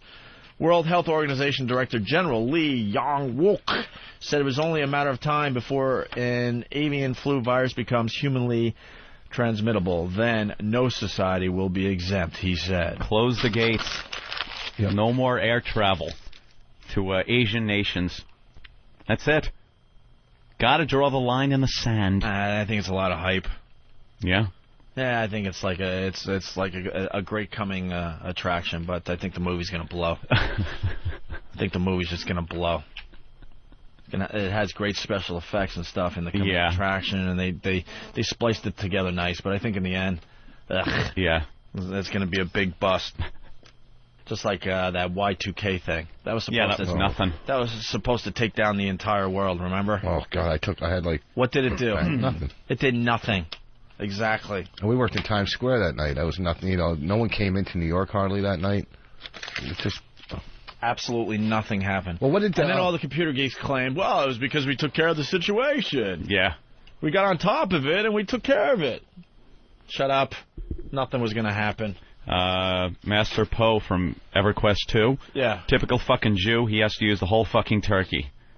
That's... Deep fry that turkey. We tried that one year. It stinks. I hate the deep fried turkey thing. Adam in Tampa, what's up? Good morning, fellas. Good morning. I just want to let you know, if you want to not try turkey, man, deep fry that bitch. Yeah, I've heard of that. It's unbelievable. It comes out juicy. It's great, man. Yeah. Yeah, by the way, I'm a Huntington boy down here in Tampa. You guys should broadcast down here. It's 85 and sunny. Well, no one has gotten back to us. We want to, bail on New York for the month of January and go somewhere warm. And, no one has I'm out, bye. No one has a plan yet. We're hoping that someone comes up with a plan as far as that goes. Bullman from his big rig as well. Bullman the trucker. What's up? Hey, O&A on the road. 202. 202, buddy. Nice. That's right, man. Out here keeping us busy. Hey, listen, man, my granny's been pumping cabbage juice down my neck since I was a little baby. Ugh. Cabbage juice. I think she might have put it in her nipple or something and give it to us, some of that home goodness shit. What is cabbage juice supposed to do? Hey, that's the same thing as, sauerkraut. Yeah. Yeah. It's the same stuff. It's pickled cabbage, and, that's what the juice and cabbage. And is it one of those home remedies? Oh, I guess. Yeah, that bee pollen and vinegar, man. That's all she pumped down her necks. We only had one home remedy. Actually, my dad had a couple home remedies that were ridiculous. We played a lot of sports growing up in my family, so we get the old athlete's foot. And instead of going out and getting the Desinex, the easy cure for athlete's foot, you just throw it on, it's gone the next day, basically. But when you have 7 kids in your family, I guess you can't buy all the... And for the sugar and margarine on your feet? So my dad swore that he would take a bath or a shower, what have you, and then at the end of the bath, take some soap and just kind of, rub the soap in between your toes. And that fixed it? And leave it there. For how long? Which would make it so much worse and so much itchier. But he claims that cured athlete's foot. Why don't you just put some installation in your sneakers? Installation? It's insulation. Oh my God! Installation. But it was can't still be funny. Serious. Wait, I got to keep track. You have to just be goofing. I got to keep track today. Two mess ups on the words, but installation instead of insulation. Insulation. And what was the other one at? The oatmeal one? Yeah. Oatmeal. Instead of oatmeal, he said oatmeal. Oatmeal. All right. And if there's any others, please let us know out there in Radio Land. Okay. Athletes, how do you get, when you get like jock itch. That's the same as athlete's foot, basically. What is that? Fungus. Where does it come from? I don't get the jock itch, thank God. It's what's it from? Sweating or something? Yeah, you gotta keep clean down Sweaty there. ball bag. Sweaty ball bag. Keep your sack clean. Well, of course you wash your sack when you're taking a shower. Everybody washes their sack. See, I think if you get jock itch, you're just not really taking the shower seriously. Well, then that's the same as if you get athlete's foot. It's the same Well, thing. the problem with athlete's foot, and a lot of people will agree, we don't really pay attention to our feet in the shower. Every once in a while, you'll lift the one foot up and give it a quick scrub, but you're not really spending time on your feet in the shower, and you don't dry them properly because, quite frankly, it's a pain in the ass. Hence, the fungus is allowed to grow. It's a little moist down there, and you're not cleaning it well to begin with. But if you're not cleaning your business... Okay, and you're getting the jock itch, that you're really lazy in the shower. But you could clean your balls, go to sleep or whatever, or just you're wearing underwear and it's hot and you're sweaty. Wouldn't that cause it? You know what I'm saying? Like if you're laying in bed and you're sweating at night, you can lay in bed for a week. It doesn't mean your balls are dirty if you get. I don't know. Wash. You just got to wash, and you won't get either one. I'm just saying, this shit is itching the hell out of me. You got it? You got jock itch? No, I don't know. It's just right... Oh, no. Right... Not like on my balls. Yeah. But like between like my balls and my leg. Right where it meets? Yeah, where it meets. I know what you're doing. It's what? You're shaving, right? My balls? No, I never shaved down there. Relax, That's dude. the new Guys thing. are shaving their balls. You make it sound like it's a crazy thing. Well, they wouldn't shave their balls. And here we go again, because, you shave your balls? Yes, No. I shave my fucking balls. And if we go to the phones, I think I'll find more people that shave than don't. People say that's gay. But you make it sound like it's all shocking. Well, no, you wouldn't shave your ball. You would shave above your balls. You know, the hair patch you're talking about. You don't shave the balls. No, people are shaving their balls. Oh, yeah. The balls? Yeah. Like the sack? Yeah. How can you can't, you mean you could cut, you can't shave it because it's not smooth. It doesn't really cut. You just keep it, like clean down there. Yeah. Crazy Jim turned me onto that years ago at AAF. Oh. Probably shouldn't add that part. I know, but sounds like, here, let me help you out with that. Let these fuckers think what they want. I don't give a Straight fuck. razor, some cream. Let me cream you up. This Crazy Jim, he was not shy about this stuff, and he said how great it was on our show one day, and I went, that's interesting. I'm going to try this. Guys will say and he it's was right. gay, but the chicks will dig it. What's the benefit out of it? Like, so it just doesn't... The girls like it for some reason. Even above, do you do the patch above so you're like bald, like, after you get like a flipper. Honestly, this is where, because everyone has their line. Because I think Norton does this. When you're shaving above the thing, that is like uber gay. But to keep everything nice and then trim down the ball hair or take it off. Do you keep it under control above? Yeah, of course. But he's talking about just completely shaving it. Yeah, I mean, after you get crabs, you got to shave it. One time I couldn't tell you. I lived with this girl, Stacy. When I lived with Stacy, I was going down on her, and I see this little thing crawling. I'm going, oh, this bitch got crabs. And I was living with her, so that means, you never had crabs. Never. Ever. Everybody's had crabs. No, everyone hasn't had crabs. No, Rich. I've never had crabs. You never had crabs or scabies in or the anything? room? Anyone? Crabs? Nope. No. Crabs, anyone? No? No, man. I mean, I never got them either, but a lot of people... Sure. How about... if you're eating a girl with crabs, you got the crabs. No, I saw one little crawl. So you got them. Oh, this was years ago when I was, like 21. I got 22. Huh? I got mice, but I don't have crabs. Oh, mice. And every once in a while a cockroach, but... yeah, that's not you. How about, do you ever have, like, gonorrhea or any of that shit? Nope. Can't get anything past you today, huh, Rich? Oh. Never had an STD. Really? Nope. Good for you. Same here. Well, why are you looking at us like you're in shock? There are people that don't get them. Back in the day, I mean, well, see, I'm older. I'm lucky. So, I'm older. I mean, so we were banging. Before AIDS, we were banging without rubbers. I mean, once AIDS came, you always wore a rubber. But before then, you just, you go to the bar and, pick up some whore with crabs. Horrible. Just anyway. Did you finish up with the girl after you're going down on her and you see a crab up close? You have to like right there, face to face with a crab. Hi, Rich. And then do you finish up, or do you just say "fuck this," leave? Yeah, you just. Well, no, we live together. She caught him from the roommate. The other girl brought him in. She got it off the toilet seat. And I lived with her. That's always the way. Yeah. Off the toilet seat, which has never happened either. No, I don't think the toilet seat transmits diseases at all. No, crabs, not diseases. I don't think it transmits anything. No. I really don't. I sit right down, man. I've never used one of those fucking paper things. In a public thing, you sit right there? You wouldn't even clean it off? You clean it off. Yeah. There's times I'll at least wipe down, but there are times I don't even wipe down. If you see piss on there, you go to another stall. Oh, no, I'll just wipe that off. Really? I've never had a problem whatsoever. Why are you drooling on yourself? I'm thinking, it's disgusting, like, these... I just sit right down.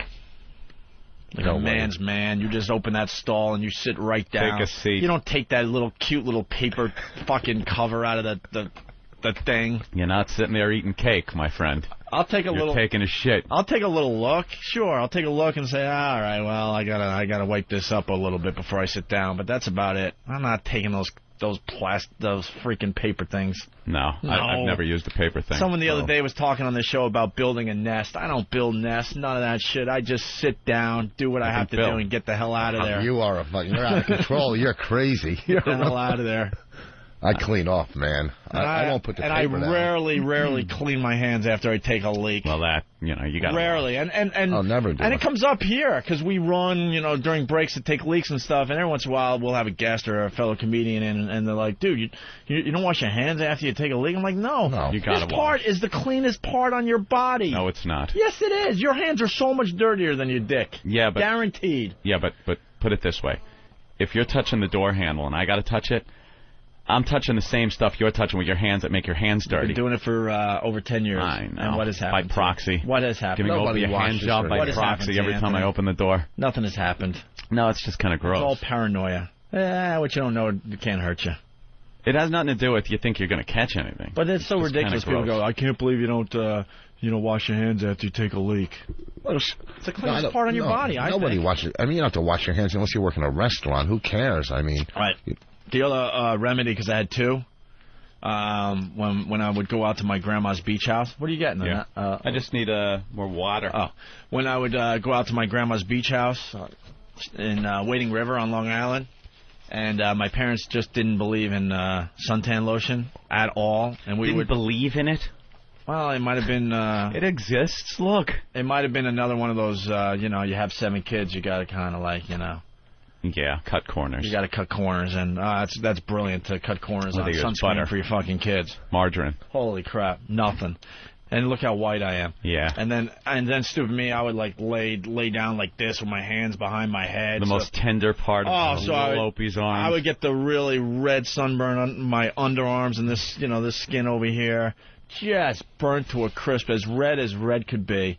And then I tell the story all the time. It's the truth. Then we'd sleep over at my grandma's house in army cots. I don't know why she had army cots, but she had many army cots in her beach house. Those are comfy material. Burlap. Yeah. Army surplus burlap. And then wool blankets. And it's the middle of summer. I swear to God. It's wool like sandpaper. Blankets. I don't know. To this day, I don't know why we had wool blankets at my grandma's house. I don't know why. And I don't know why not one uncle or aunt or my mom or my dad... looked at my grandma and said, wool blankets stink. They're absolutely awful. Yeah, they hurt.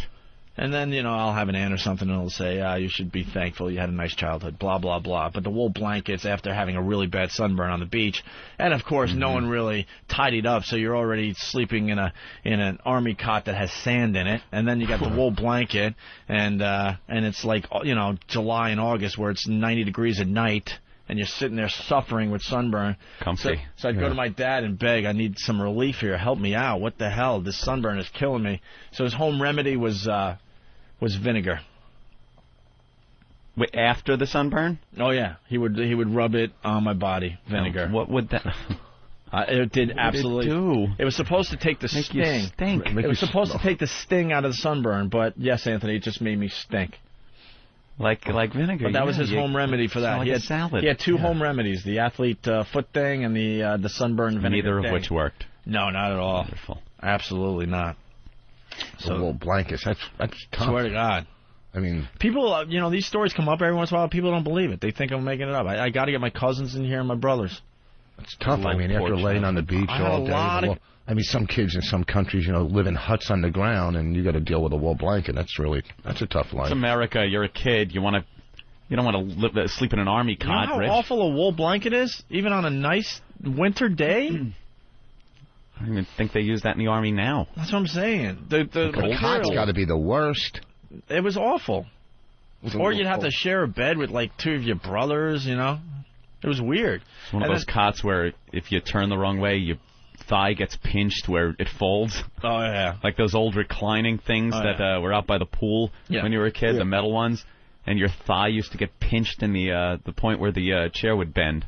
And we would all hang out with my grandma for the weekend, and the uncles and aunts would leave, and my mom and dad would leave, and so now my grandma has to feed all of us, all my brothers and sisters and a lot of my cousins, so she'd just get the Wonder Bread out, spread it. This is a true story.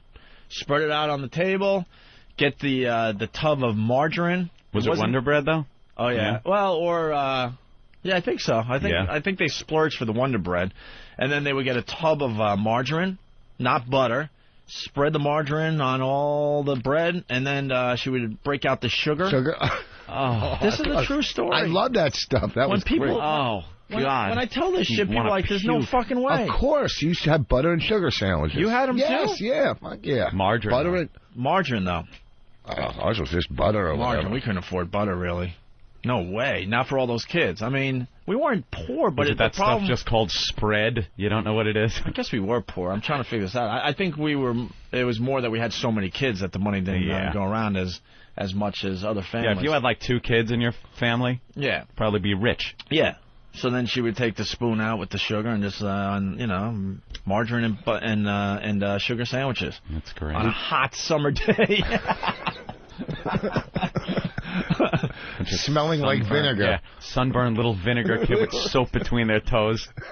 And running around on a sugar high. And every time I get together with, the extended family for the holidays, these stories come up. Oh, I heard you on the radio talking about the margarine and sugar sandwiches. And then they would go, but wasn't it just great? Ah, the days. And I'm saying, no, it wasn't great. A bologna sandwich every once in a while would have been nice. Some type of meat. And bologna was the lowest form of meat, too. They were like, we used to go get half subs and whatever, and bologna was like 40 cents. Yeah. And we were poor, too. My mother would fry the bologna, give us fried bologna sandwiches. I'm going to puke. Fried bologna. Fried bologna, because it was like... With a little cheese, right? Yeah, it was like a low man's pork roll. We got the cheap cheese, though. I swear to God, we got what amounts to government cheese. Yeah, big brick. I hated cheese until, I don't know, I think I hated cheese until, like, college.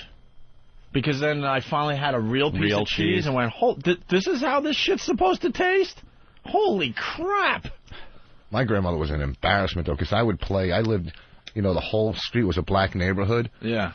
And, they were ruthless little kids. And then right when the street lights came on, my grandmother would come walking down the street with her stockings down to her ankle and a nightgown yelling for me and my brother to come in, and her teeth falling out of her mouth, her face. And it was just total nightmare. Because I lived above we lived for free. My grandparents owned the house. And my mother had no money, too. So we lived for free on the second floor. So we basically had to listen to my grandparents and you know what I mean? It just sucked living above... them telling me what to do, and fuck you, nice childhood. Oh, it sucked. It just ruined everything. My grandfather was a compulsive gambler, which, No, I liked my upbringing, but there was some weird crap that went on. Powdered milk? No. Oh, yeah, powdered milk. We couldn't afford all that milk for 7 kids. Are you kidding me? Oh. You know how much milk you would go through in a week for 7 kids growing up? Wasn't that just like water and like paste? It was actual powder. Yeah. I've never had powder, right? No. Yeah, Underwood Devil. It's the most disgusting thing you could drink. That's how we got our milk nutrition.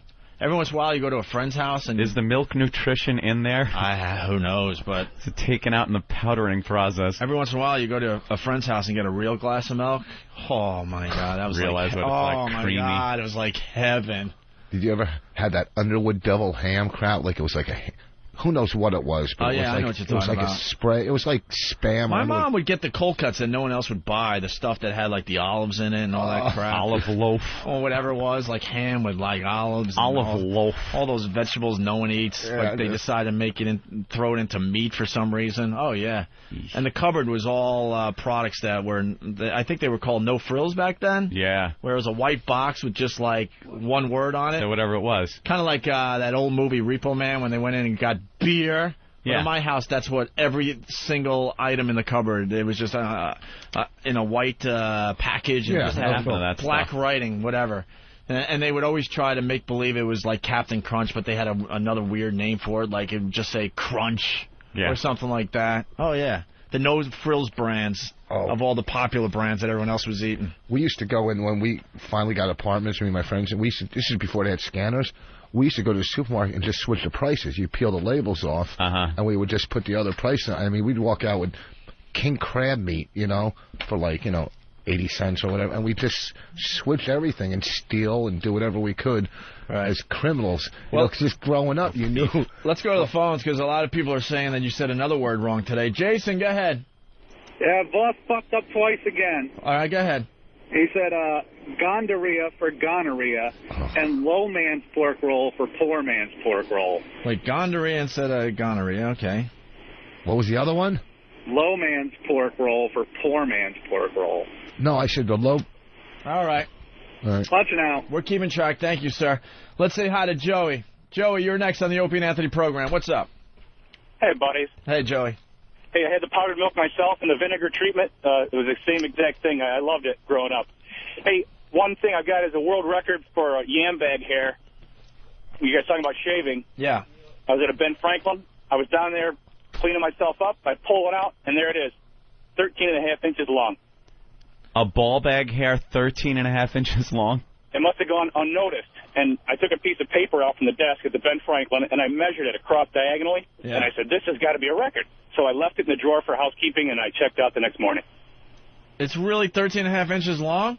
Yeah. You take a piece of 8.5 by 11 paper, and that's how I measured it. I had no tape measure, so I stretched it out, and there it was. I couldn't believe it. I'm telling everybody. Wow. All right. Thank you, sir. Thanks, boys. Let's go to West Side Doug. West Side Doug, what's up? Yeah, man. I was talking about waxing my ball bag. Makes your mule look bigger. And I'm not gay or anything, but... Yeah. Does it or above? If you, shave above? No, you got to shave the tree. What do you mean? If you see a tree out, in a park and it has bushes around it, but then you take the bushes... Oh, it looks taller. Oh, it looks a lot taller. So you got to, shave around the shaft. Oh, you could cheat. You could cheat, give yourself the appearance of at least 2 more. Really? Really? Oh, yeah. That much? Well, maybe a slight exaggeration, but you could definitely... A lot of hair. You could definitely... A lot of brush. In the schoolyard around the trees, there's no grass at all. They have this circle of dirt. Yeah, that's what you got to do. Put some brickwork around it. Something like, look all fancy. That's an impressive tree. All about the maintenance, boys.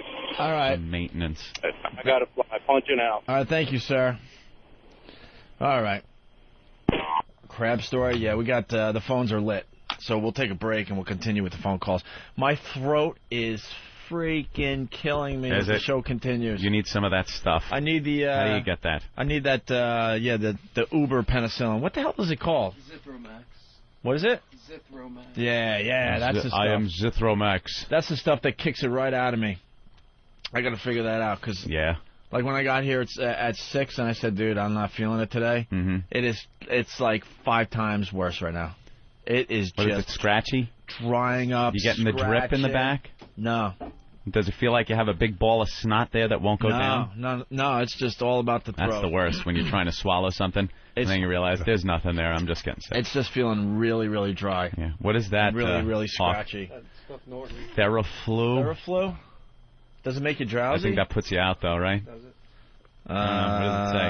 Let's see. Do not operate heavy machinery. Where's the warning on the Theraflu? Microphones. Overdose warning. Warning. No. Warning. Danger. Other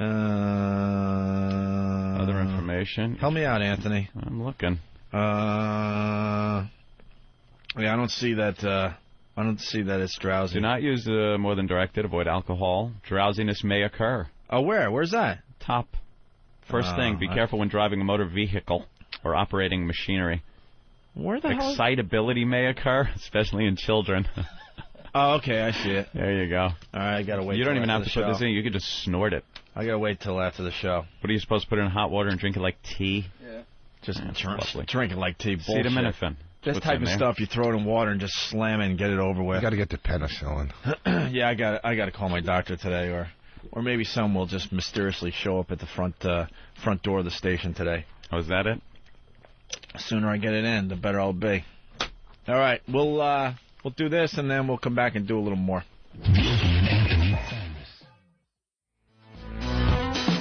And we're back with the Opie and Anthony program. Take bets. What? I don't know if I'm going to make it to the end of the show. Oh, come on. My throat in the last hour. Unbelievable. Every freaking year I get this thing. Yeah. And I think I got it from my brother. And I was paranoid when I saw my brother, but, we're opening up that restaurant in Huntington. Yep. It's going well. He decided to pretty much redo the entire inside. So when do you think? We were hoping to be open by now, but it's going to take a little more time. I hope a lot of the fans come and check out the restaurant when we're open. You going to be a restaurant owner? I'm a silent partner. Who am I kidding? What type of food? What I know about restaurants is this: I go out to eat twice a day.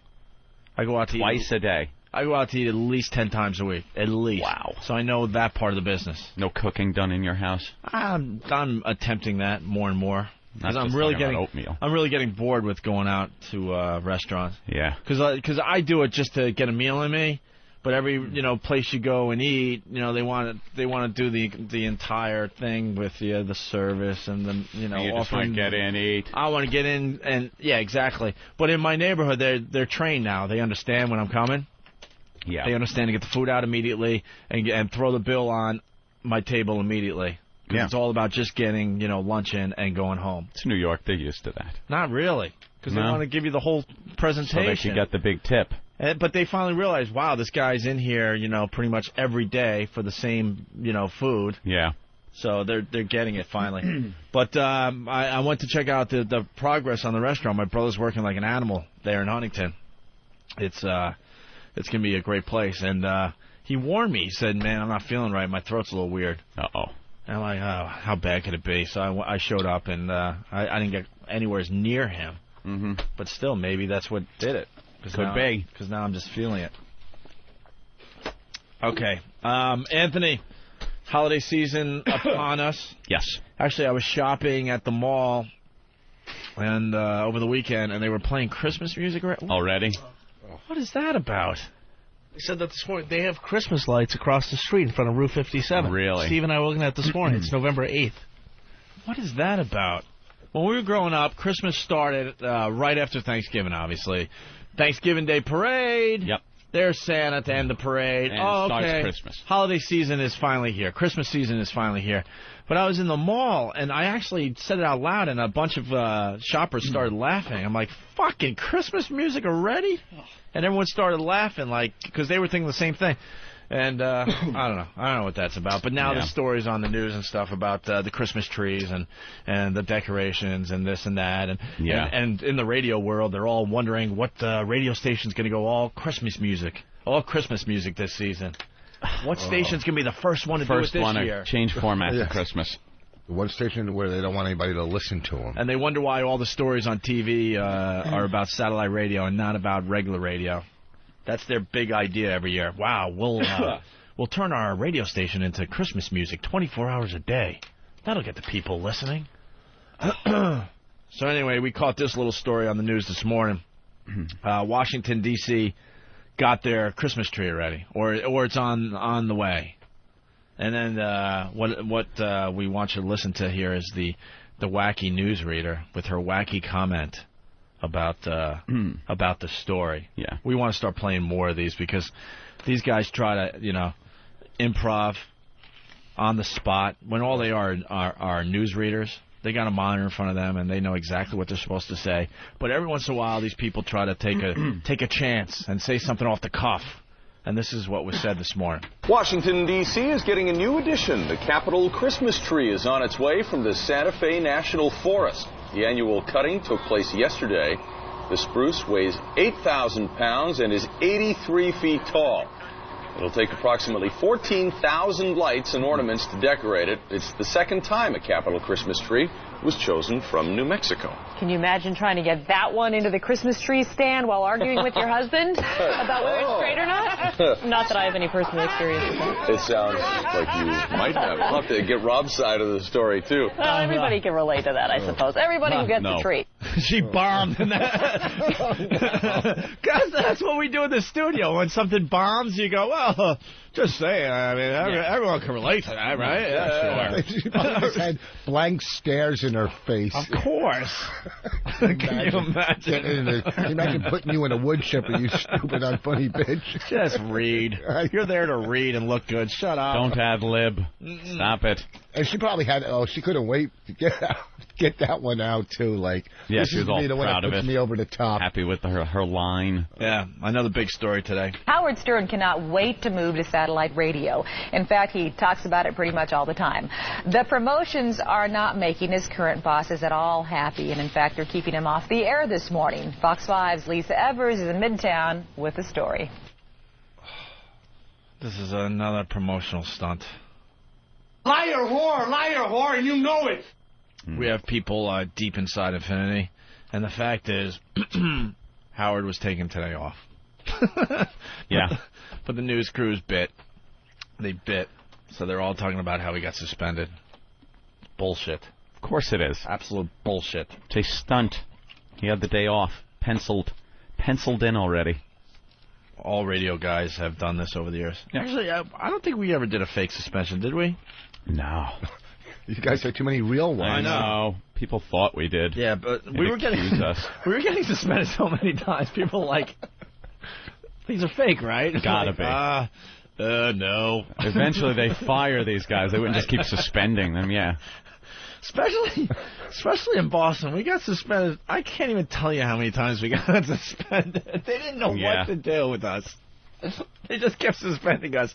And then stupid us, because we're like anyone else out there. You know, less work is good, right? So more gooder. And we realized they weren't going to fire us back in the day. That's before radio changed, and they really started firing popular DJs for doing dumb things. Mm-hmm. But there was a time you could get away with murder because you were bringing in the ratings for the station. As long as the ratings were there. So Matt and I, our eyebrows would go up like, wait a minute, every once in a while we could, do something stupid, get suspended, get a few days off, and go play golf or do whatever. Hello? What's going on? Pookie? Yes? Hi. I know. Yeah. Oh, I'm on the air right now. I'm doing a radio show. It's my job. What is it? The Body Shop. Can you get my door? Mm-hmm. This is great. Yeah. Wow, it's another Body Shop stunt. Yeah. Well, I'll take this time to spray the old throat. Right. How okay, many? well, I'll call you afternoon, let's say. All right. Now I can talk for another 3 minutes. I'll check my voicemail. Thank you. The wheels are falling off this car today, man. The wheels are just... Oh, my God. What the hell's going on? I've had a problem with the Cadillac, the SRX. It took a hit to the door in a parking lot, and they have to replace the door. Mm-hmm. Apparently there's no Cadillac SRX doors in the country. The whole country. Nothing. None. So you're going to have to get like one of those other doors? No, I don't want that doesn't match the car?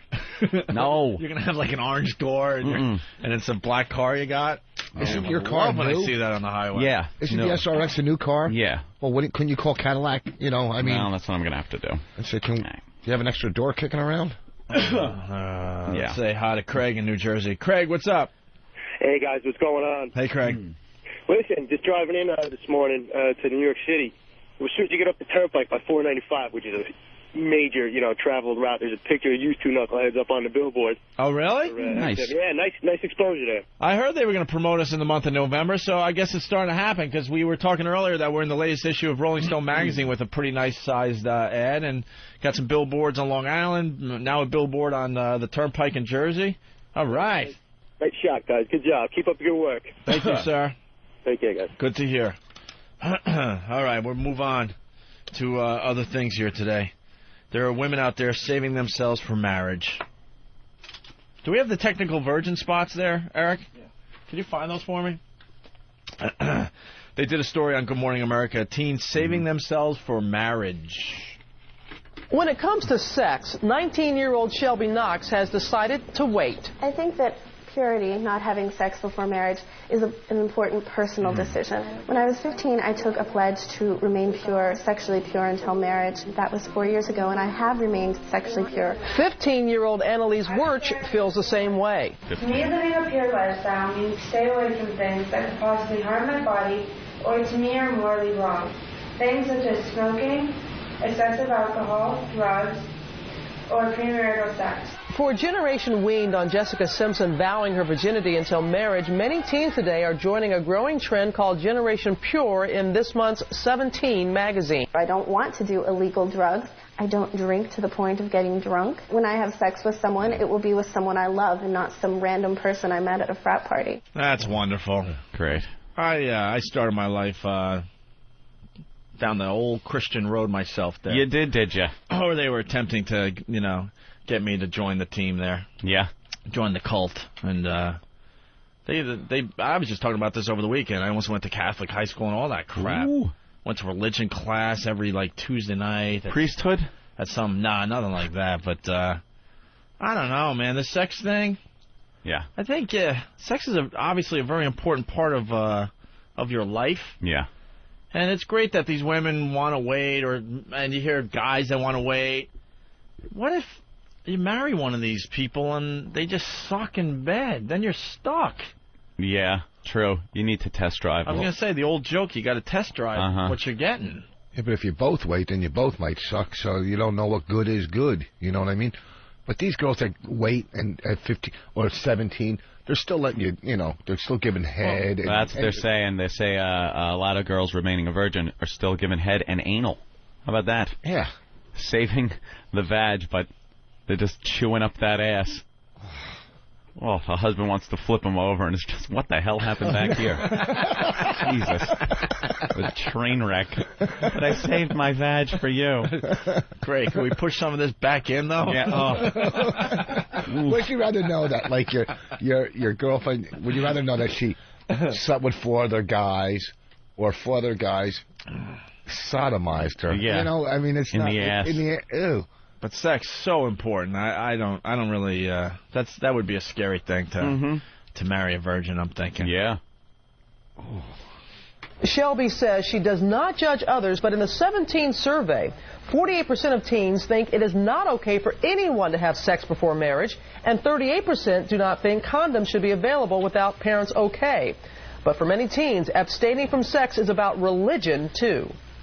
I am a Christian, have been for the past 10 years. I have made the decision to stay abstinent until marriage. 82% say that religion plays a significant part in their lives, and 80% pray regularly.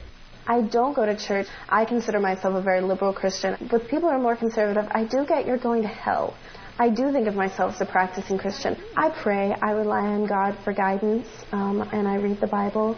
So I think that is really the core of it. So it's a religious thing, I guess, huh? Hey, Anthony, you need a new Cadillac door. Of course. Actually, I'm pissed off at this guy right here, Bob in New York. Go ahead, Bob. Yeah, how you doing? Hey.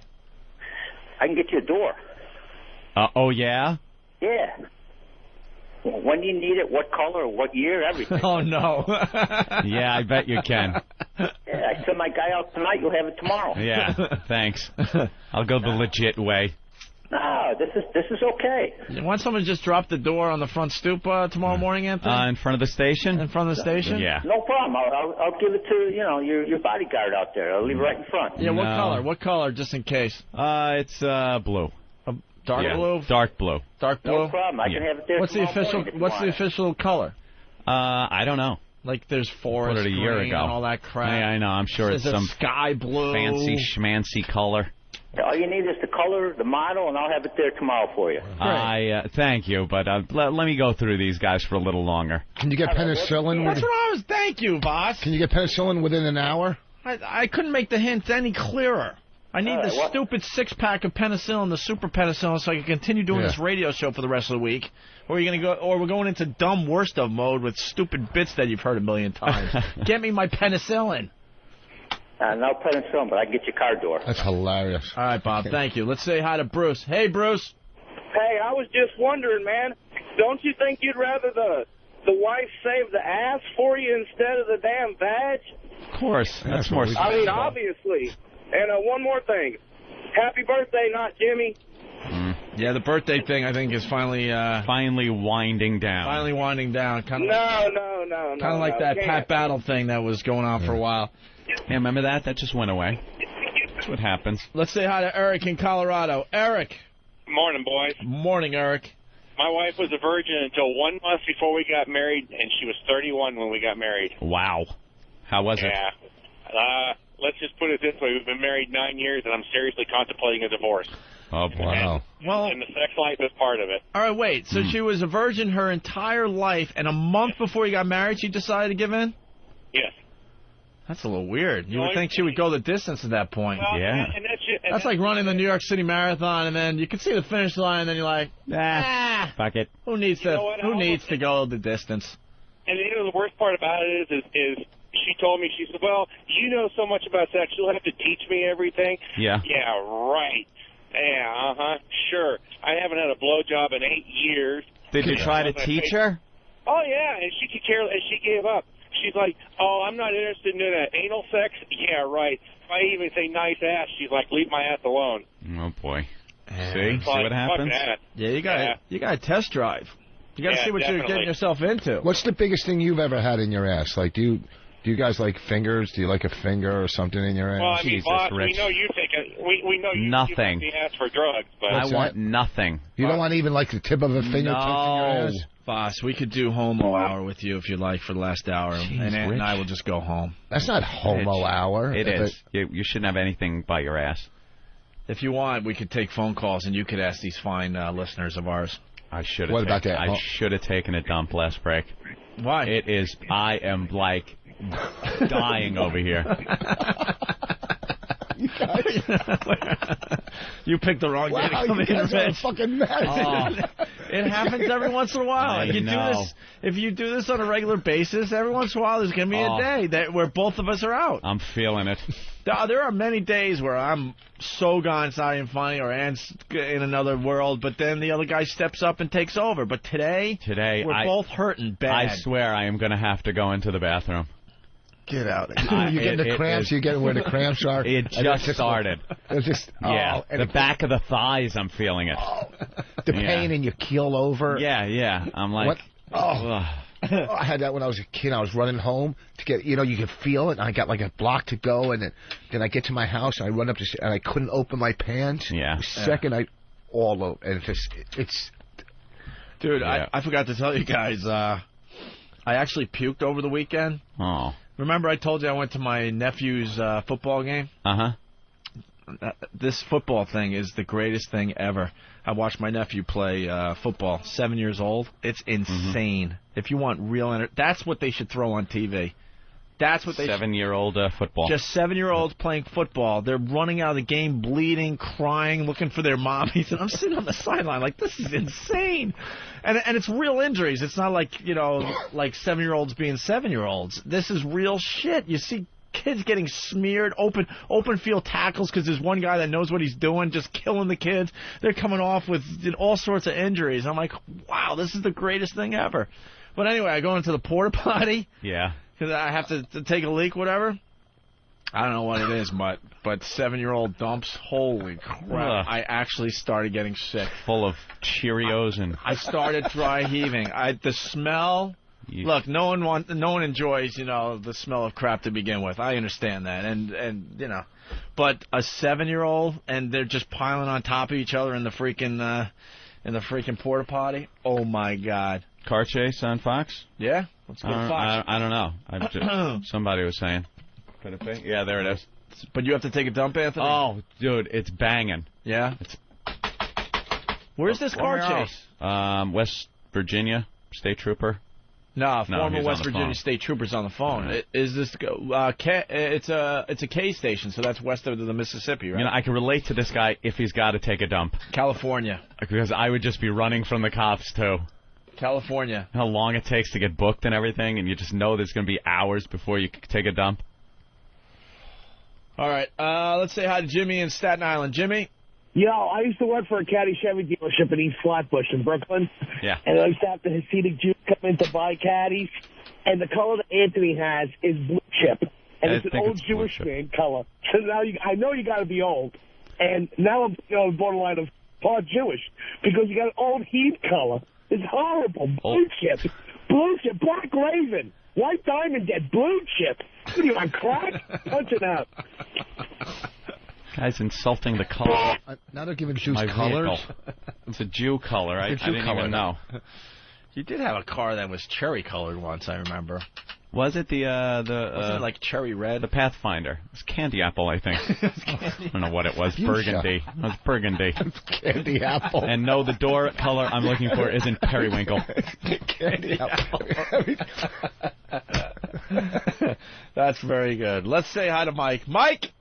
Hey, how you boys doing? We've been better, Mike. Yeah, it sounds like that. Opie, Dayquil. That's all I got to say. What? Dayquil. I can suffer through it, but the fact is the throat just really hurts. That'll make you feel better. Always works for me. I'm going to knock myself out for the day as soon as this show's over. So. Southern California, car chase. All right, Mike. Estimated 80 miles an hour. I was listening about that virgin stories and how you were in church and everything. Yeah. I grew up in the church, and they stressed and preached that sex is the worst thing possible, and I bought into it till the night of my 19th birthday, freshman in college, got drunk, and ended up fucking some girl from the stockroom where I used to work. Huh? I wasted 4 good years of high school missing out on shit. Well, you weren't going to get laid at 15. Yeah. Who's getting laid at 15, 16? Not white kids. Anthony did. At 15? In the suburbs? Sure. 15. He already had, he started at 13. No way. I'd love to tell you about it, but my mind can't work right now. I swear to you, I am going to have to get up and go to the bathroom. Just eat something real quick. This is a first. They'll push it right out. Eat something. Anthony doesn't like talking about this stuff. I am just... He doesn't talk about bowel movement, so it's got to be bad. It is all-encompassing right now in my mind. With that said, let's go to Dr. Steve. Dr. Steve? Dr. Steve? Hello? Hello? This is the only phone call I want to take today. Dr. Steve? Your phone stinks. Your phone's... The answer to the... Your phone stinks. Call me after the show, he said. I check your email. Check your email, sir. Check your email. Check your email. All right, we want to play the technical virgin stuff as we go to break, actually, Anthony. I wanted to really get into this virgin talk. Maybe we can talk about it after the break. When we get back, because I'll be refreshed. A friend's sister, 23, still a virgin. 23. They're missing out on some fine nights. Well, I don't understand your Catholic religion. They say no sex, but yet there's so many kids in Catholic families. The second they could have sex, they just make up for everything, right? Well, oh, my God, you can't even stand up straight. And you're holding the back of your pants. You're not walking like that on purpose, are you? No. You are limping a little, though. I just really got to go. All right. Anthony's going to go take a dump. We'll play a couple of these technical virgin spots. Here's the first one. Listen to this. I've got big plans for my future. A good college, a career, maybe even my own business someday. But one thing I'm not planning on is getting pregnant. That's why I choose anal sex. I mean, sure, it hurts a little, and I wind up walking funny for a day or two. But I think my future's worth it. Anal sex, the smart choice for your future. Isn't that great? We got another one, too. Listen to this. Here. I know my mom worries about me. She's afraid I'll do too much too soon and with the wrong boy. That's why she got me this. At first I was a little nervous, but when Mom showed me how to use it, I knew boys could wait. Now I can have my fun, and Mom doesn't have to worry. Vibrators, the smart choice for your future. There you go. Technical version. Isn't that hot? All right, we'll take a break so Anthony can do his, he is doing his business. He's a private person, though. If it was Jimmy would do it live on the show for us. This is very rare. Of it. Oh, this is very rare for Anthony to actually have to dump. Yeah. All right, this came in from Tom M. I'm going to be taking a meeting in the very near future, Mr. Voss, with a person that is an arch enemy of this program. And everyone is trying to speculate and figure out who I'm meeting with in the near future. What do you mean? This person will help XM, and he also wants to, take a peek at our radio show. And he's an enemy. Oh, arch enemy. From the old days. Arch enemy. And everyone's trying to figure out who this person is. I know who it is. It's been an ongoing thing. There's a speculation thread on Whackbag that is ridiculous at this point. Absolutely ridiculous. Pages and pages and pages. And no one's guessed it? That's a good question. No comment.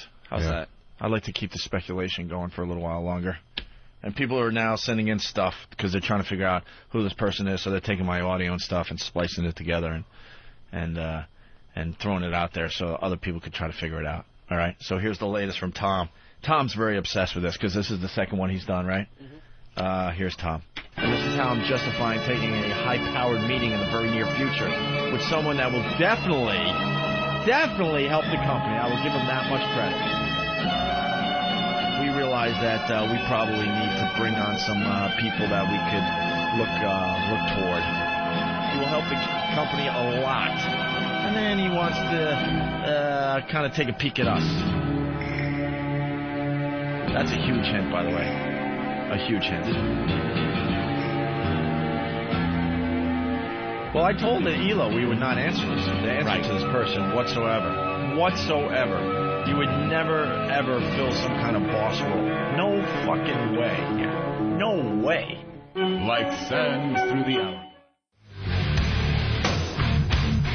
That car chase ending rocked. That was a good ending. During the commercials, we went to Fox News and they had a great car chase in California. Here's the replay. Here's the replay going down right now. Bunch of trucks making a big traffic jam for the car. How? He got around one, and he was trying to squeeze through two more trucks, and at the last minute, the truck to his right decided to cut him off, and he just slammed into it. Slammed into both trucks. Ruined the front of his car. He wasn't going anywhere after that. Forward, reverse, nowhere. And then it looks like the truck was leaking some fine fuel there, some diesel. Yeah, he hit like right where the tanks are on the truck, so it started leaking. And they pulled the guy out of there, threw him on the ground. Over. That was great. That was a good ending. Lately, we haven't seen good endings. No, I hate when they stop and there's a standoff, but then the guy just gives up. Yeah. Anticlimactic. All right, you guys want to talk about Tyra Banks in her fat suit? It's all the rage. It's all the rage all over TV. They were promoting this for quite a while. Tyra, I guess, wanting to see what it's like to be a fat broad, so she put herself in a fat suit. She's part of the XM Nation. I wonder how the rest of XM is handling the Tyra stunt. Oh, that's right. She is part of XM. She's part of Take 5, isn't she? Take 5. The women's channel, right? That is funny. Take 5. Knuckles. They call it Take 5. Yeah, I'll give you 5. That's why I saw him having sex. Come on, baby. Take 5. Take 5. And, she put herself in a fat suit and walked around and tried to see the inhumanity that fat people have to endure during the day. I couldn't watch this thing, but I did see one clip where she got off a bus or something, and immediately 3 people started laughing. Oh, really? And I was thinking to myself, people don't do that to fat people in general. They don't. They don't openly laugh as soon as you get off a bus. So now I'm thinking that the makeup job had to be fat so suit looked awful so bad that they're like, oh my God, that's hilarious. Especially probably. We see fat people as soon as we can leave the building today. We'll see them. And I don't see people openly laughing at fat people. I just don't see it. Unless it's really bizarre. Like that woman, Jimmy, took a picture of her ass at the airport. Oh, yeah. Remember, he was like, we were at the baggage carousel, and some fat woman walked past, and Jimmy goes, I gotta get a picture of her ass. And he followed her. He's just walking, because she had triple ass. You've seen double ass. Yeah. Big fat ass. And then in the middle somewhere, there's like a separate little, like Quato on, what movie was that? Total Recall? Total Recall. Like Quato, another ass was coming out of her ass. And then in that ass was yet a third ass. You never see the ass hat trick on the fat broad, but there it was. 3 asses. Yeah. This fat chick at the airport, like, I was moving my luggage, wheeling it, and she couldn't get around, and we're bumping. And she says to me, she goes, that's a big suitcase. I go, well, you're a big lady. You said that? Yeah. I go, well, you're a big lady. And then I'm going up the escalator, you see where the husband pointing at me. What were you going up? I was going up the escalator. Oh. Why, what do you think I said? I thought you said escalator. Did you say escalator? You probably did. Jot it down, because I know I heard it. I can't even keep track anymore. There's so many. The escalator. You want to say installation earlier, and he said installation. Installation of the escalator. You want to say oatmeal earlier, and he said oatmeal. And you want to say gonorrhea, but he said gondorrhea. Gondorrhea. I'll tell you what. And now you're saying he said what? I'll tell you one day, maybe my vocabulary isn't the greatest, but I'll come in here one day and take one of those IQ tests off the internet, and I'll probably score pretty high. Those are completely legit IQ tests. Why aren't they legitimate? Sure. They're on the internet. They're IQ tests. Have you taken one? What do you mean someday? Yeah. We still have an hour and a half. Go get the test. No, What's your IQ? What's your excuse? I'm tired. To take an IQ test, you got to be kind of like... You're just bragging, man. You could do well on one of these internet IQ tests, so let's do it. What was your IQ on one you did? What, you're tired, all of a sudden you don't remember, like, who the first president was? It's more a logic problem. Yeah, it's logic. You got to figure them out and if stuff. This box was folded up, what would it look like? Yeah. If this flat piece of it was folded on the lines, what would it look like when it's done? If you're a 15-year-old girl who isn't going to fuck you. Logic problem. Problem. She's 15. Dee. Good morning. How are you? Dee, we love Dee. She works in Washington, D.C., and she's trying to do a talk show. Dee, we'll get to you, but you could maybe help us through the segment a little bit. We're talking about Tyra Banks and her fat suit. Okay. I didn't see the show, but okay, tell me. First of all, we're thinking that people don't laugh at fat people. No. She's trying to claim that she got off a bus or something, and immediately 3 people started laughing at her. And I don't see people laughing at fat people as I go about my business. Now, Dee. Yes? You're cute as a button, but you're a chubby girl. Let's be honest. She's not that bad. I said chubby. Big-boned. Why are you calling her fat? Me? I'm saying I'm skinny. Like, I wish I had a little more meat on me. People are made in different shapes and sizes, and apparently, I'm not saying anything bad because Dee does great for herself. FedEx guys, counterfeiters. No, UPS guys, not FedEx. Oh, UPS guys, she FedEx hates guys. She loves UPS. But do you find people, like, treating you badly? No, I think it's all about, what, God made us all different. You got to be happy with what he gave you. Isn't that fantastic? That's wonderful. Little spiritual side of me coming out. That's wonderful. She's still a great lay, though. What? She probably tries harder. Yeah, you definitely try harder with the BJs and stuff. I'm not going to talk about that. Well, we hear the girls try harder if they have a few extra pounds. I don't know. I don't buy that God makes us all different. I mean, because when you come out of the womb, you're not 400 pounds, You know what? I'm not saying Dee. I don't even know her. I'm saying people You in general. are born with a body type, and then it's up to you to decide, I'm going to be on the lower side of this body type or the higher side of this body type. But then you see some of these fat people, and I look at them, I go, there's no way I could ever get that fat. If I start eating today, 5-6 meals, I couldn't do it. You think laying on a couch for like 3 years just eating fat food, you couldn't be the guy that needs to be taken out with a forklift? Impossible. It's impossible. I think you're born with that. Well, your metabolism. Your metabolism is good. I think you're born with, I'll call it a body type. I think, you could still control it to a certain extent. But there are people out there, I just look at them like, it's impossible. I could never be that size. Well, I mean, we eat all day. You eat a lot, but you're active. Sure. You're active. I'm not eating the fried foods and the desserts and stuff. But how much you got steel-cut oatmeal. Wonderful stuff. Oh, boy. Hold on. I got to add another one to the list here because the phones just went nuts. Dan in Illinois. Yes, Dan. I'm just pointing out that Rich just said big boned. Yeah, it's coming in on instant feedback. No, that's a saying. That's a black from the black neighborhood. No, don't start that's using that saying. excuse. That's a saying. The bitch is big boned. You don't say boned. Big boned. That was the joke. All right, boned. I'll give Rich that one. Have any black listener I've never heard it. I've never heard anybody. I've never heard big boned. Please, ask any of your black listeners to call in, and they'll verify big boned. No, they ain't gonna back you up on this one. I'm sorry. All right, we'll see. I've heard cheddar and I know all the other ones, and paper and all that. I've never heard big boned. Okay, watch. Here's what they're saying about those IQ tests online. They're a scam. They make them real easy, so when they give you a score, it's high, and you can then, in quotes, buy the full IQ report and print it out. See, that's what it's all about. So then you could brag that, you have a high IQ. A high IQ. So, there you go. All right, Dee. Yeah. Good morning. So we're gonna go over some audio from the Tyra Banks Fat Suit special. It was a very big deal. Everyone's talking about it. I hear she does a great job for XM on Take 5. Hey, there you go. There's the plug. So I don't want anyone mad at me down there in Washington for talking about Tyra. Elo saying ovaries alive and well on Take 5. So here we go. Let's get right into the audio. Have you ever stared at an overweight person or sized somebody up just because they were different? Most of us have been guilty of judging somebody because they didn't dress like you, act like you. Or mostly because Every they didn't single look person out like there. you. I've judged. I get thousands of heartbreaking emails and letters every day from overweight women who are the target of the last accepted form of discrimination.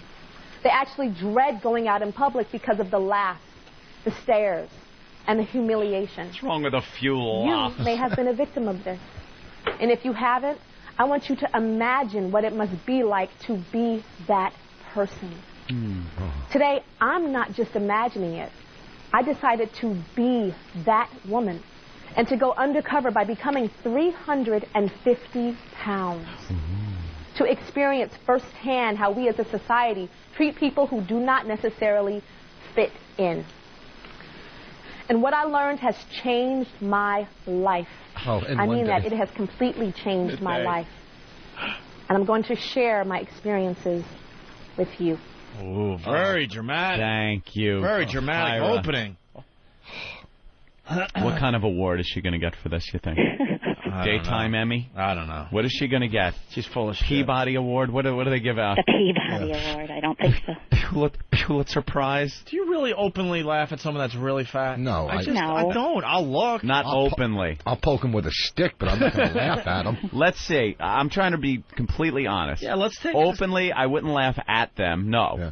If you're with a group of friends and they walk by and it's ridiculous and they're maybe wearing clothing that isn't appropriate for that body type, then yeah, you're going to laugh. But you're not going to let me you're going to say something, go, why the fuck is she wearing that halter top when she should be wearing like a tent or something? Yeah, you know I've seen fat like Puerto Rican broads around New York City that have like bellies hanging out, and they're not even considered like ridiculous 350-pound fat suit fat. They're just, overweight a little bit, and they're wearing these little halter tops and short shorts, Daisy Dukes. And, I'll laugh at that. And the juicy sweats. But for every white fat chick, like some vinegar. black guy that'll bang her. They just love fat white chicks. It's the blonde at the laundromat with the big fat ass. It's some skinny black guy with 3 teeth. It's always a skinny black guy who's got a bunch of keys hanging from him. Like he has a 4-hour job, but he thinks he's important. He's banging her, and he's got some like half black kid running around the laundromat. Here we go. Dee Dee, comments so far? No, I want to hear more. All right, here we go. Here's the first fat guest on Tyra Banks' Fat Suit Special. Kathina doesn't even know how much she weighs because her scale only goes up to 350 pounds. And she says she constantly beats herself up for looking the way she does. My name is Kathina. I believe that I weigh somewhere between 400 and 425 pounds. Nobody who weighs 150 50 pounds has an idea what it's like to live in my body.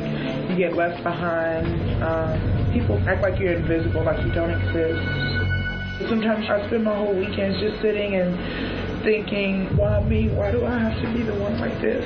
Why do I have to be fat? And why do I have to go through this? It's not easy for me. I don't want to be like this. Tyra, I'm at my wit's end. I have fought with this for a long time. I'm willing to put in all the work necessary because I'm tired of this. I can't deal with this anymore. 4 1/4 is her cutoff point where she can't take it anymore? Yeah. 4 1/4. That's where she goes, all right, I'm ready now. Oh. I'm drawing a line. I'm 2 pounds overweight, and I got upset the other night. At 2 pounds, I'm going, holy shit, I got to get back down to 168. Why are you taking more seriously? I bought a scale last night. That's what I mean by body type. This lady, all right, so she's overeating and stuff, but it's, her body type, it could easily be 100 pounds less. Easily. Maybe she was abused when she was a kid. They say that. Well, yeah. But who hasn't been abused when they were a kid? Uh-oh, Opie. No, I think maybe, Oprah said. Ah, that bullshit. Oprah. Did you say Oprah said? Yeah. Oprah. What was she? Fucking Masters and Johnson? Well, I'm just saying, she's mentioned that maybe she was sexually abused when she was a child, because that happens a lot. I don't know. I want one person to call up right now and say they had a perfect childhood growing up. Shut up with that abuse as a kid crap. How about look at the Snapple lady.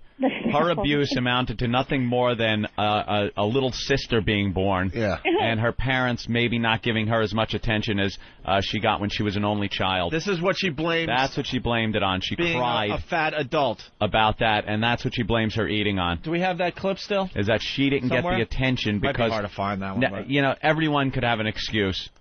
Enough with the excuses. Unless your uncle is ass-fucking you while shoving a Subway sandwich down your throat. Maybe that would tie into the overweight thing? No, because you're getting rewarded. You're getting a Subway sandwich. It's an addiction. That's what it is. Here's the thing, too. You know what? Okay, you gotta look take at some responsibility for your own lives. There you go, our head, and you go, Instead of coming up with the reason why this happened, some vague, shallow reason. Yeah, stop. I'm just trying to figure out why she got that big. I'm not saying I'm right. This is my view on the whole stupid thing. Let's say hi to Rocket, who says I'm wrong about something. Oh, Rocket? Hey, guys. Hey. Hey, I had a friend that he weighed probably close to 400 pounds, and I knew him for about 6 months, and a buddy of mine told me, he said, he used to look like you, and I said, get the fuck out of here. And sure as shit, I saw a picture of him, and he was about 160 pounds, 6 foot tall.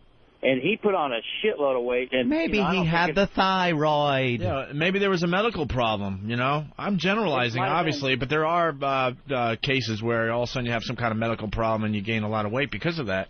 That's what happened to me, Hashimoto's disease, thyroid condition. What? Yes, I have Hashimoto's. They just put me on my second dose of medication. Hashimoto's? You got some Japanese disease? No, it's a thyroid condition. You have the bird flu. You have the bird flu. That's the bird flu. What's Hashimoto. Hashimoto? It's called Hashimoto's. It's a thyroid Hashimoto's. That is when your thyroid kamikazes into your voice box. I'm serious. That's where it subs kamikaze into your mouth. Hashimoto disease. That's what it's called.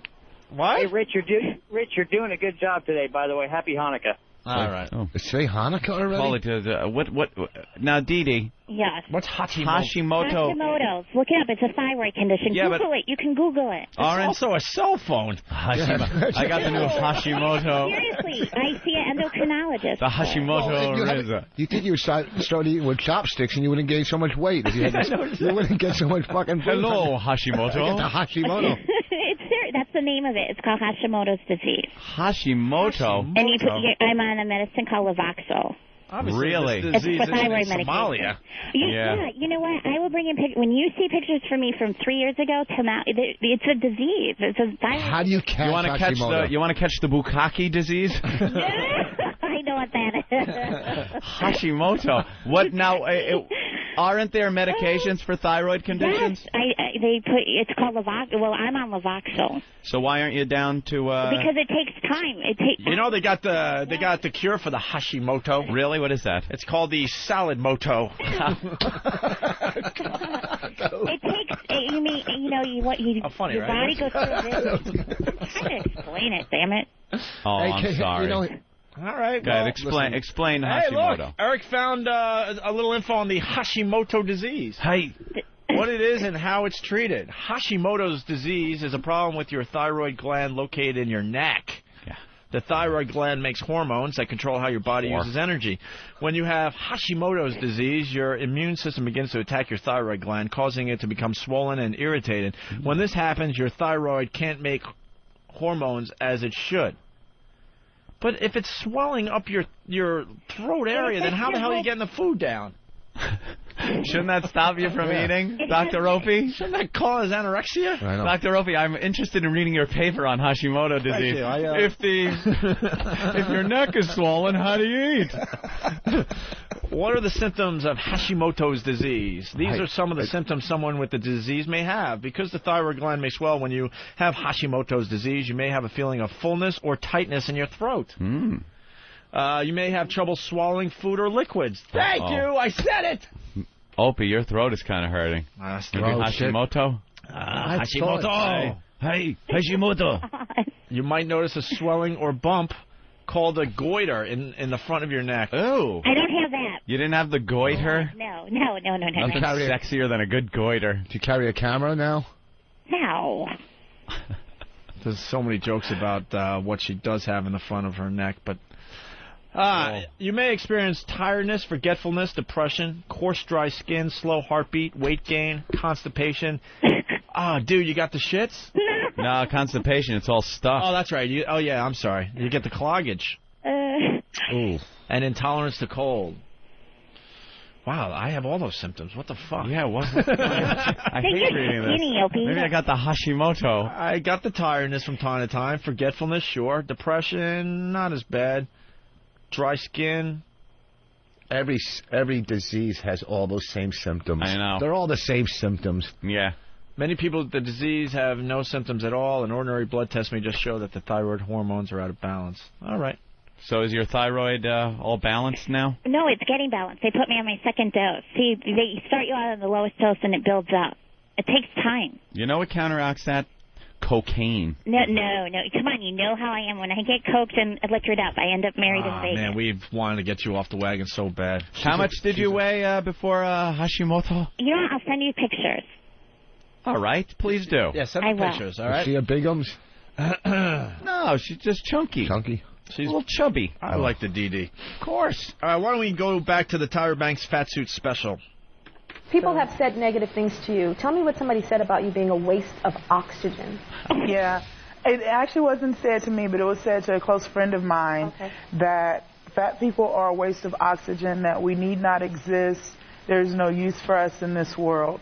And as far as I'm concerned, a person who says something like that is just as bad as a person who's a racist. Wow. Because it's a form of bigotry. They're both like It's that. not worse. Exactly. If they're both, they're filming I'm going to talk about my experiences HBO because show. I think that the way people do treat people that aren't the skinniest people in the world is worse. And I've been a black woman my whole life, so I've experienced racism. Yeah. But wait a minute. Oh, Jesus. Hold on. I would say out of every black person on the face of this earth, Tyra Banks is on the bottom of the list for people who have experienced racism. Right. I would say she is there's no one below her. She was probably an adorable kid, adolescent, probably just stunningly cute, and then she grew up to be a beautiful woman. Yeah. There's no racism there. What white guy wouldn't want to bet her down? And you're always like, you'd always be trying. And she's not like black. No Angela Davis afro on her head and big, Joanne Chesmont. black skin. She's not coming out, whoa, Lordy, a big Aunt Jemima thing. It's nothing like that. She's a white chick with a great tan. Did you just say bed her down? What are you, the fucking lady from Misery? Bed her What? Bed her down? Bed her down. Just bang her, you're saying. Yeah. Bed her down. Better. Well, listen, Mr. Better Man. Down? No one says better down. To bed her down. Bed her down. Not better. You're saying better down. No, better down. Like All right, well, write that down for me, Ope, and we'll keep score. And at the end of the show, if they've made numbers that go up high enough to count Rich's score. All right, well, there's racism involved with the fact that... You know, I'm sure when she was a courtin', when guys were a-courting her, if I may use a term from the 1800s. Sitting on the porch swing drinking lemonade. Right. Maybe a mint julep. Tyra's beyond beautiful, and I don't think look at that picture. Oh. There's no racist. There's a guy in a Klan outfit tipping his pointy little fucking mask to her. She would walk down the street, he'd go, "Howdy, ma'am." There is no racism. Look at her. If anything, you might want to just kill her because she's so hot. You know, not because she's black. Look how fine. Yeah. Look how beautiful that is. Anyone who gave her shit, it's because she's too hot, not because she's black. Yeah. It all comes... She's tan. They're just intimidated. Yeah, even the KKK can understand that she's a hot piece of ass. Are you kidding me? Of course. And I think that, seriously. Your beliefs go away when you're horny, by the way. Yeah. That's so funny you brought up Angela Davis. Do you think any of these people listening know Angela Davis? It's like only through past references. Stokey Carmichael or Eldridge Cleaver. Hoagie Carmichael? Stokey Carmichael. Eldridge Cleaver, Huey Newton. All right, we're going to go back to the Tyra Banks Fat Suit Special. Oh, look how fine. Here's the second fat guest on the show, and I guess they have a plane story. That's when I do get annoyed. See, You're now, right. That's the only time I get annoyed, when it's, Here's the problem with aircraft. Aircraft are made to be very light because they have to fly. So they're not built for big fat people. Every little inch of an aircraft is allotted, and the seats are made for your average person. They could be a little overweight, underweight, whatever. But when you're talking hefty people, the plane just ain't fucking built for it. It's not built for you to sit there and have someone else sitting next to you. Sorry. It's just the way it is. Yeah, take it up with God. Right. He came up with these laws of gravity and stuff. Gravity lift. Thrust. Well, I'm just saying the gravity could, because they're fat, it's not going to help. Right. Got to be a little lighter to fly. Mm-hmm. So it kind of makes sense, right, Ant? Certainly does. All right. This guy makes a great point that we've missed out on already. Rob in Chicago. Rob? How's it going, guys? Hey, Rob. I just wanted to know if either you guys found it a little ironic that Tyra Banks feels so sorry, for how these fat women are treated, yet every penny that she has and everything that she's earned in her life is due to the fact that she's perpetuated this perfect body myth.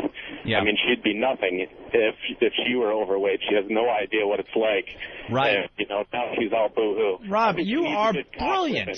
She only knows what it's like to be a beautiful person that is just accepted everywhere she goes, talked to as a beautiful person is talked to. She's exploiting the female form. Yeah, there you go.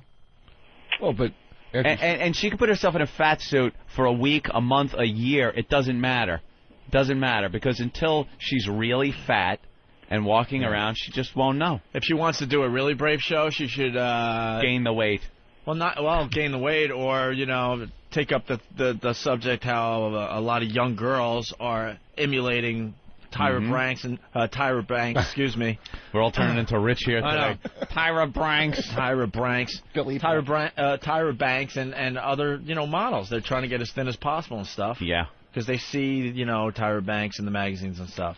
That would be a brave show to take on that subject. Did you see those two ladies? The old ones are like 40 or 50, and they're anorexic. They're like 40 pounds each. Dude. Did you see that? Ask Lindsay next time you see her. They're doing this on, what show is it? I don't know. Not Entertainment. They're all the same show. The Insider? Yeah. I don't know. I just saw them. It was the one that Kathy Lee Gifford's now on. They're, and they're doing it because we're just gawking, Where are they, in London? The skeletons, the bags of bones. Can we get that audio? That's, another thing I missed out on. Yeah. I should have told you guys. Rich is not kidding. They're like 45 pounds, Ant. They're twins. I openly laugh when I see this on TV. Oh, it's just people in Auschwitz going, look how unhealthy they are. They have coffee and cigarettes for lunch. And what do they have for dinner? I couldn't listen or watch. After I saw them for like a minute, I go... They went into their cupboard, their kitchen, because they live together. None of the appliances are plugged in because they have no Discord. Don't need them. And then their cupboard had like, I think it was a can of beans or something. One of the most healthiest things you could get in a can. And she's like, I don't eat that because it has 2 grams of fat. What do they eat? I don't remember. They have to eat something. Even anorexics like a have salad to, or something. Baking soda. What do they? Oh, it's great though. Water. Air Parmesan. Actually, it is. I mean, that's just as bad. It is Stokey and not Stogie. Adam. Stokey. Hey, Midget Digits, it's Stokey Carmichael, not Stogie Carmichael. I said Stokey. That's what I said. Stokey. Well, we'll have to wait for the replay. All right, here's the rest of that racist comment. Fat and racism, pretty similar. So I've experienced racism, but the discrimination that I felt when I went out and put on the weight was a totally different thing and was way worse than being a black woman. Way worse. No. It's way worse than being a beautiful model black woman.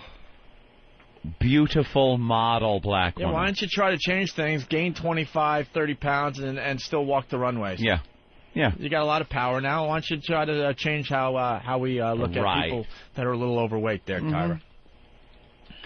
When I got on the flight, the captain and the stewardess were looking me head to toe, which made me very uncomfortable. And happens then, when she's not in the fat suit. They just told her to watch me throughout the flight, my flight attendant. So watch you throughout the flight? Yes. Why would they say to watch you? If I were to lift my armrest or take my seatbelt off at any time during the flight, I was to be charged at the next airport. For another seat? For another seat. If you were to lift your armrest? Yes. I just want to say that my children... Wait. That's hilarious. Wait. I got a problem already. You lead it. I got a problem already. Come on. Charge her with another seat as she spills into the other seat. First of all, how does she get through security? Trying to do honest TV. Well, you got to question that. That's just hilarious. Dude, airport security? Right. Doesn't see her in a fake fucking suit? No, this is another guest on her show talking about how she was on a plane. Real fat people? Yeah, I thought she took a little test No, and we're took not a at flight. that. We're not at that point yet. This is just like... Jesus Christ, help me out here. How funny is that? I got to start this. Yeah, let me hear it again then. Yeah, listen to this. I'm sorry. Maybe I'll listen. It says second fat guest on the show talking about an experience she had on a plane. When I got on the flight, the captain and the stewardess were looking me head to toe, which made me very uncomfortable. And then they just told her to watch me throughout the flight, my flight attendant. So watch you throughout the flight? Yes. Why would they say to watch you? If I were to lift my armrest or take my seatbelt off at any time during the flight, I was to be charged at the next airport. What? For another seat? For another seat. If you were to lift your armrest? Yes. I just want to say that my children were sitting next to me, and It's okay. Fucking hemoglobin. I want you to take me back to the airplane because you were angry. And by every means you were angry, and you sued them, and you won. Yes, I did. You won. Yeah. Great. My children were sitting next to me. Well, 3 little weebles sitting in their fucking seats. Mommy, I'm upset. Can I have some of the snacks you packed for the ride?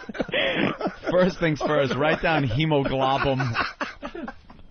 See, you don't have to pay if you lift up your fucking arm thing. If you're fat, you do, because then you spill into the other seat. But if there's nobody next to you, that seat is you can lay down. So you're saying that everybody lays down a plane, you got to fucking pay just because fatties rolls, or if the seat's not there. Are they sitting there with a clipboard just waiting for you to lift up the arm?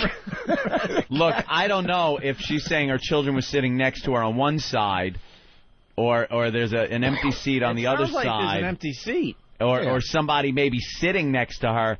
You know, whatever. You don't want to be subjected to that.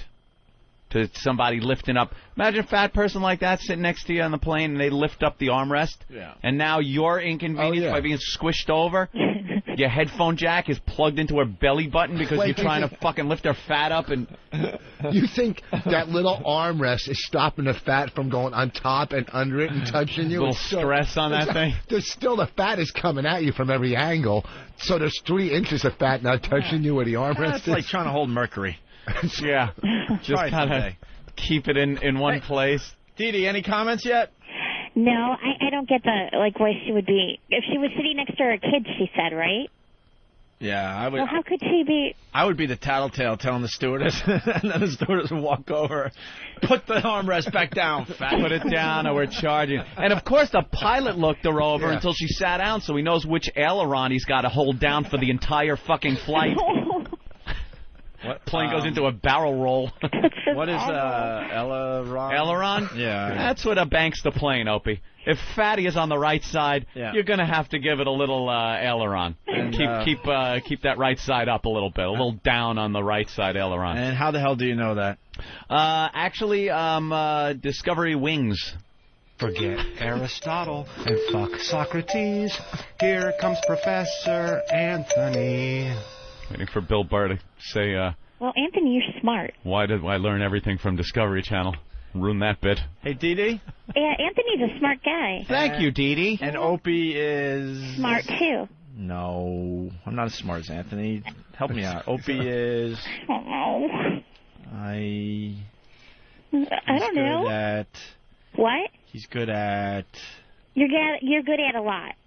Oh. I can't pinpoint it. She can't quite pinpoint it.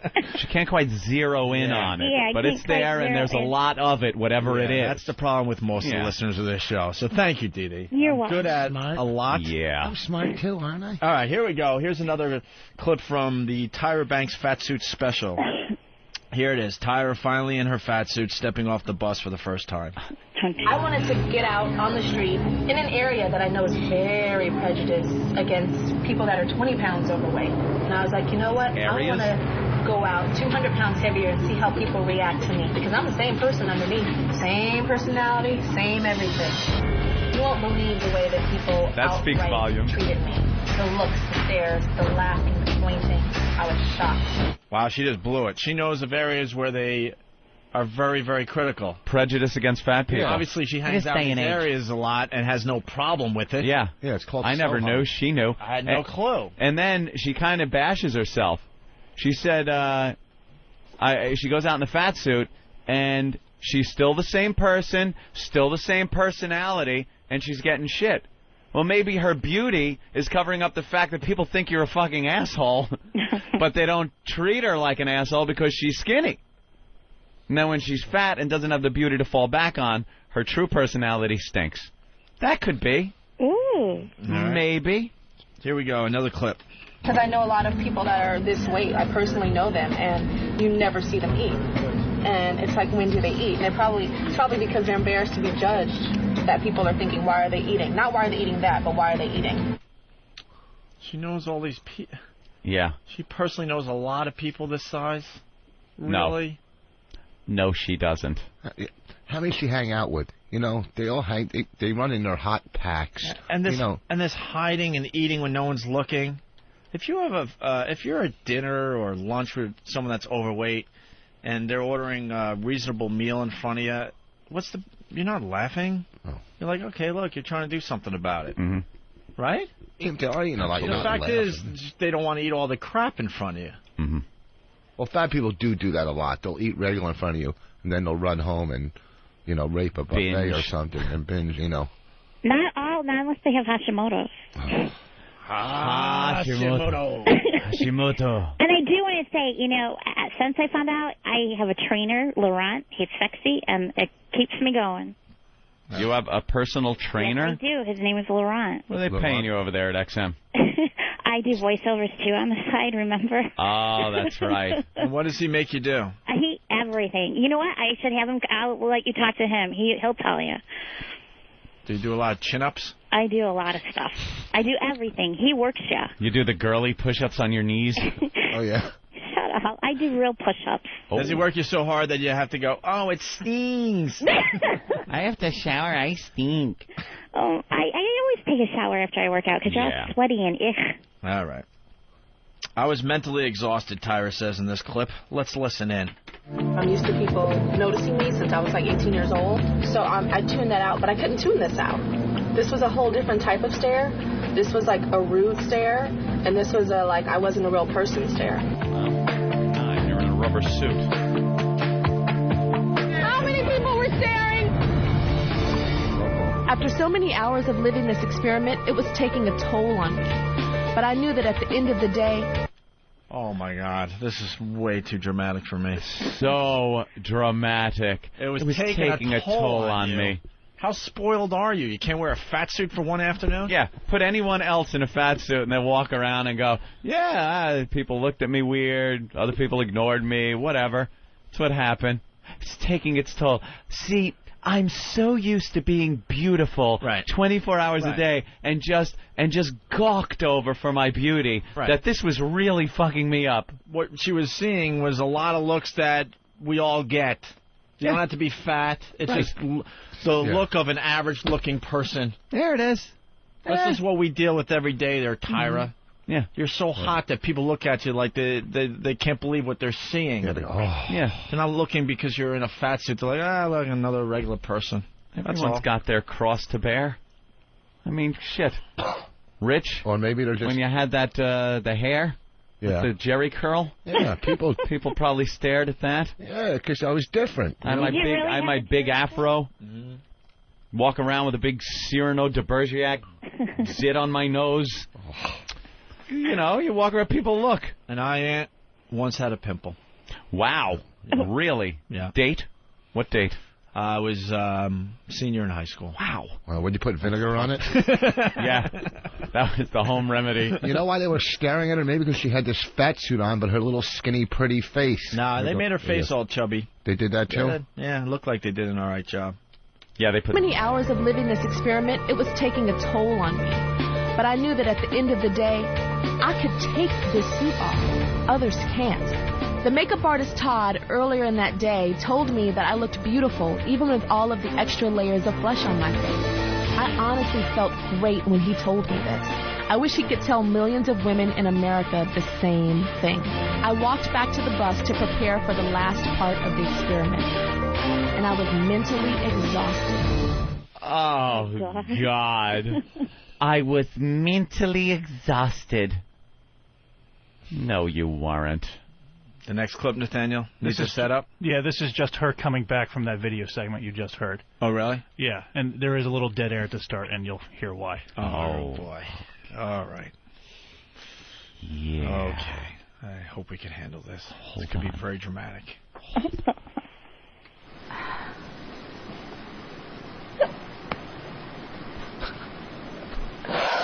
I was so hurt, you guys. And I know it's probably strange for you to comfort me, but I was so hurt. When I walked down a street, Robertson Boulevard, here in Los Angeles, that I have walked down a million times. And the first I stepped off that bus and I saw 3 people turn around, stare at me, start pointing and start laughing in my face. And the thing that hurt me even more, and I can say this to you, was that they were black people. Oh. Yeah.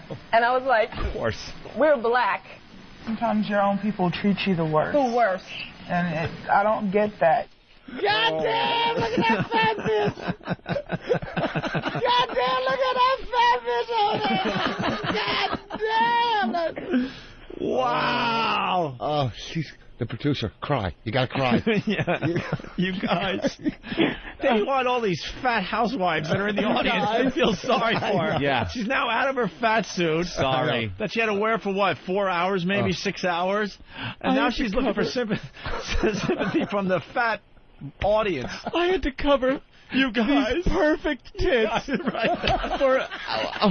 for what seemed like hours, but it was like minutes. But I had to cover them. This perfect ass was covered in a fat suit, and people laughed at me. I couldn't even see my own vagina. Oh, my own beautiful, tight vagina. Now had a bunt covering it. I didn't know what to do.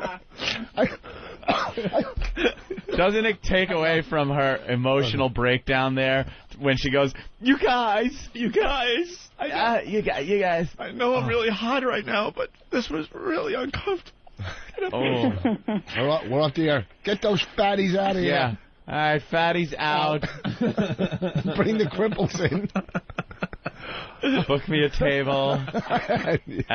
She's making reservations at another one of the exclusive restaurants that the fatties will never see.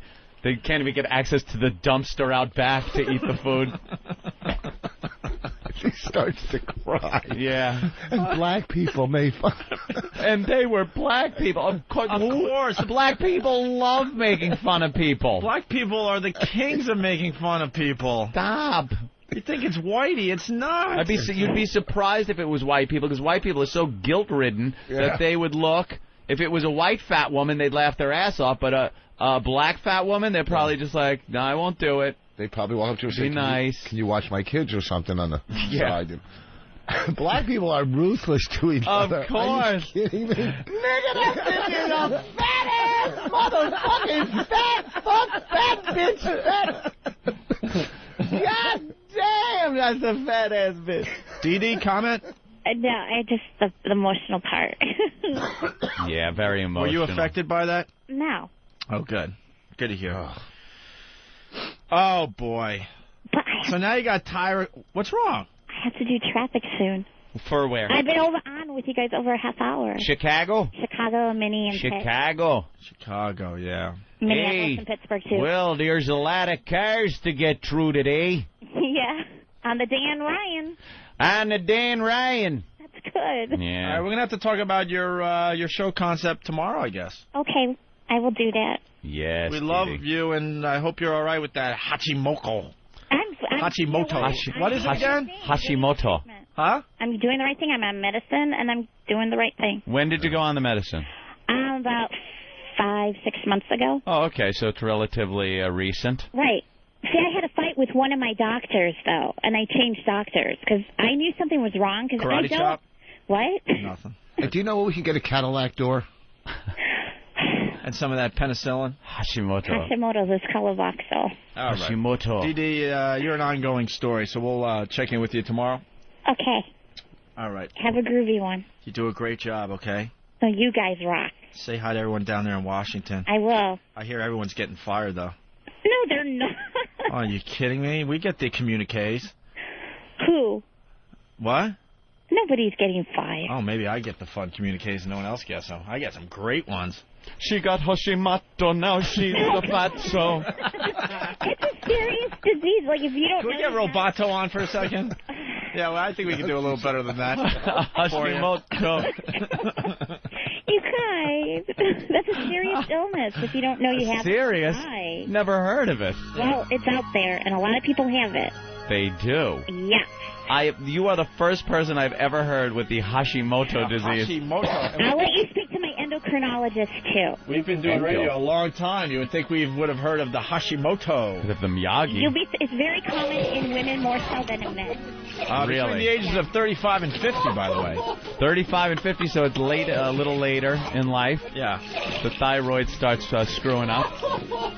And then, how did you know you had a problem? Because I knew I was gaining weight for some reason, and then I told my one doctor, and they're like, oh, it's just stress. I said, no, it's not, because I'm not overeating. I'm not doing anything different. Something's wrong with my body. I knew, so I went to a different doctor. They did a blood test, sent me to an endocrinologist, because it showed up on the blood test that I had Hashimoto's, and the endocrinologist started me on my meds.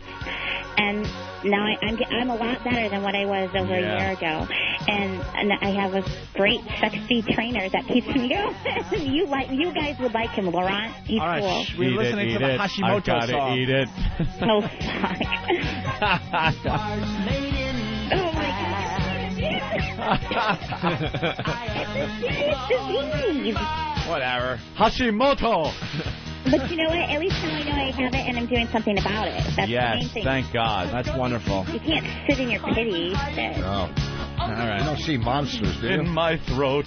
We might have to write a song parody. It's been a while. Oh, God. We might have to actually write a song parody for the Hashimoto disease. No, Jesus. Oh, we could do it to the other one. My disease is Japanese. My disease is Japanese. I really think so. It's Hashimoto. Well, see, I taught you guys something new today. Yes. Yes, thank you. How many calories you take in on a day? I take an average, everybody, 1,000, I guess. No way. 1,200, yeah. 1,200. The normal. Yeah. Yes. You're not like, you don't go home and open up some cookies. No, I'm not a binge eater. It's a disease. The thyroid really does fuck your body up if it's not working right. Yeah. How many shots of sperm do you take in a day? Okay, I gotta go do traffic. All right, there's Go do some traffic. She used to be known as the cricket, right? Or cricket? I don't want to talk about that. Why? We like the cricket. I like the cricket too, but now I am on your show, so I can't be the cricket. She can't be cricket. I understand that, because that was on XM Kids, right? Right. And you're not noticing that there's a lot of new faces down there in Washington? No. Really? Wow, really? And why do we get these communiques from Elo, and he says stuff like, from this moment on, do not even acknowledge this person exists? Yeah. I don't know. Elo's like a samurai. Yeah. I haven't met the new people. Maybe they're hiding. Oh, really? All right, hold on. I'm making a transaction. Oh, Jesus. Well, you guys have a good one. I gotta go do traffic. Yo, man, what you need? What you need, man? I got what you need. Oh, dude. I'm learning that some of the people that work here have a lot of side jobs. All right, thank you, Dee Dee. You have a good one. All right. Okay, bye-bye. Bye-bye. Hashimoto. Hashimoto. That's how they say goodbye to her. Hashimoto. How do you pull out the Hashimoto done to Mr. Roboto? That's Hashimoto. That's quite good. All right, here we go. So the video was Tyra, and then she comes back from the video crying to the studio audience and looking for some sympathy. And, well, a second fat guest on the show has to now tell Tyra how great she is.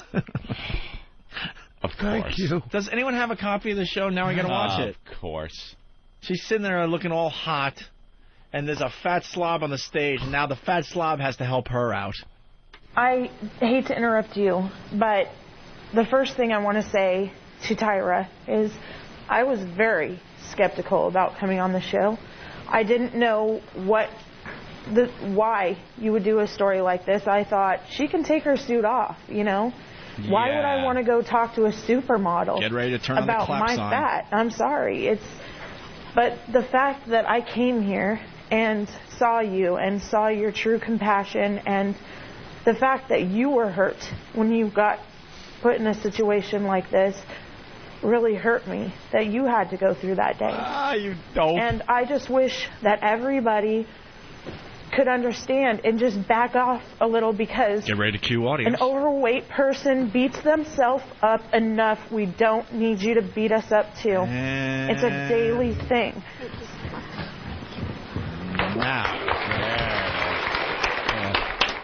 Yeah. Yes. Back off. Tyra. We have to back off. You know, no one's saying anything Get about near that ass. When Tyra got off the bus, she did it right in front of the Apollo. That's why they were... All right, we got two more clips. Now there's a third guest. That's a bit on the heavy side. And I guess she's talking about how guys think fat girls are easy.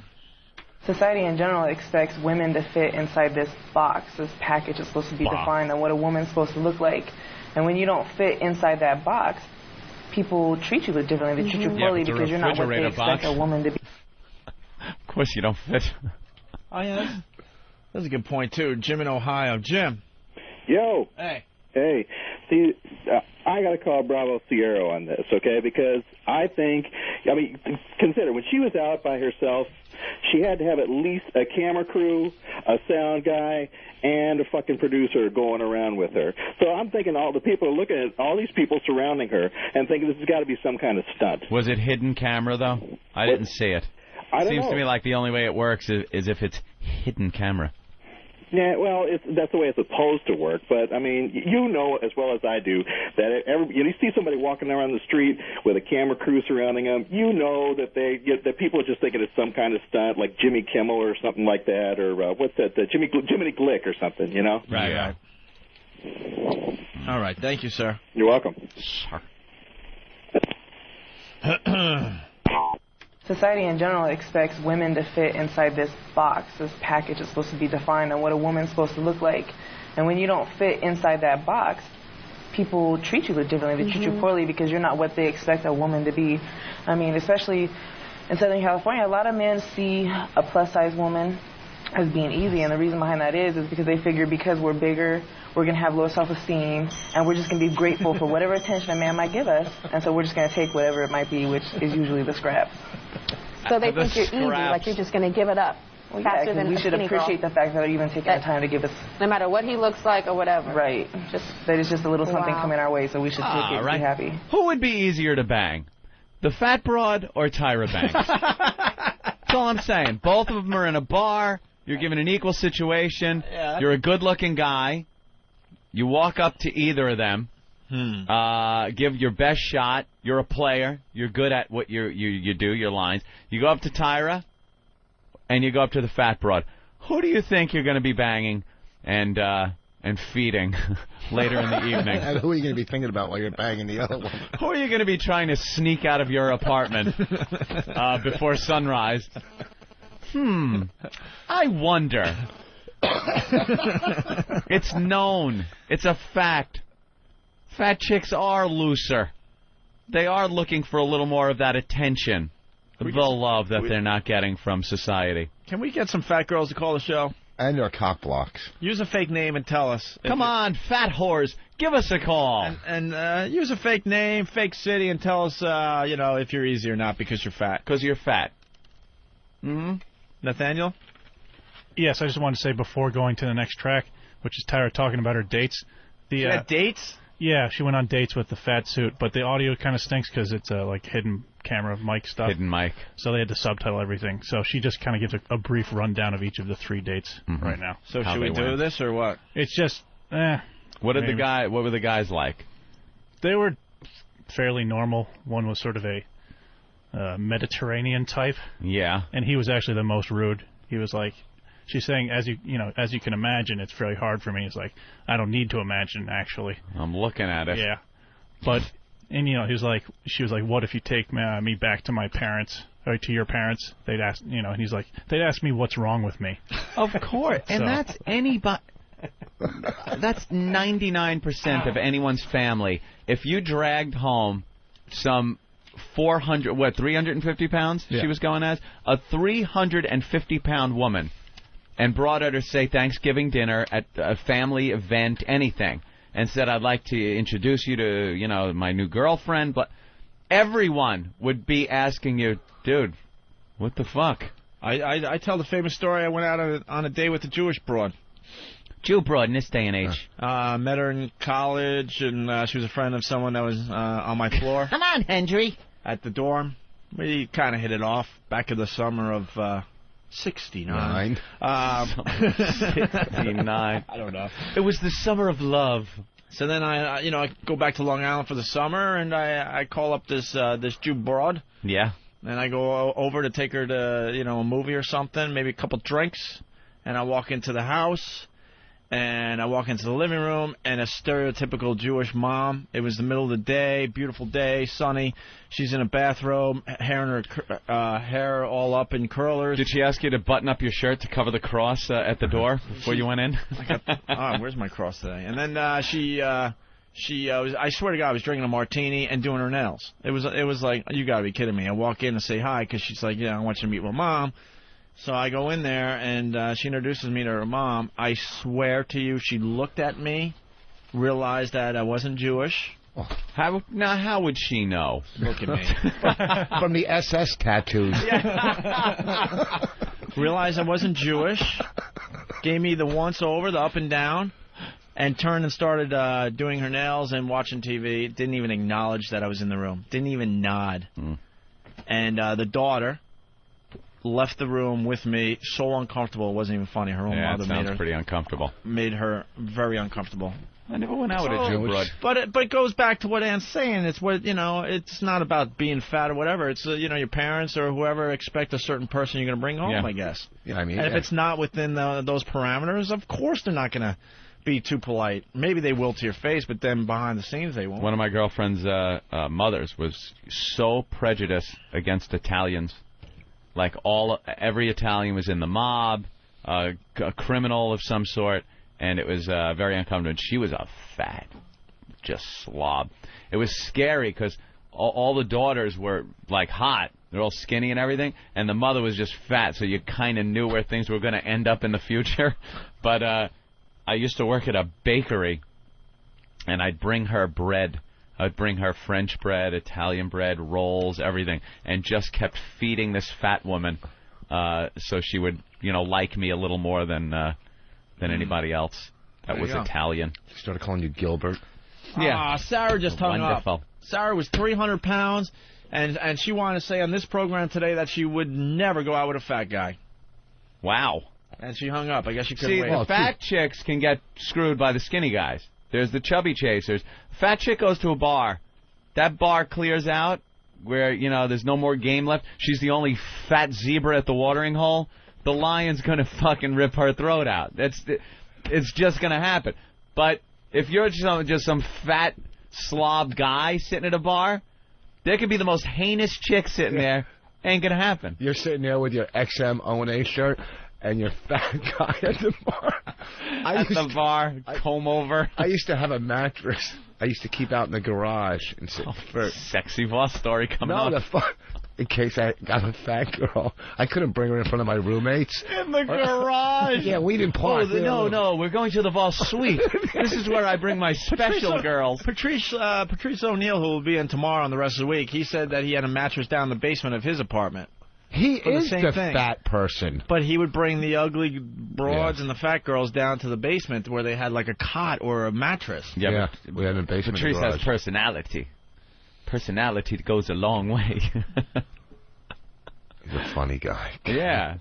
See, and his chick, I was flabbergasted at the Halloween party.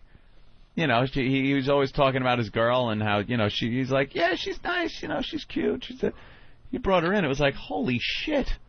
Girl's beautiful. Good-looking gal. Yeah. And then me and Patrice were talking relationship issues and stories and just, what he thinks is a good relationship and stuff like that backstage at the Halloween thing.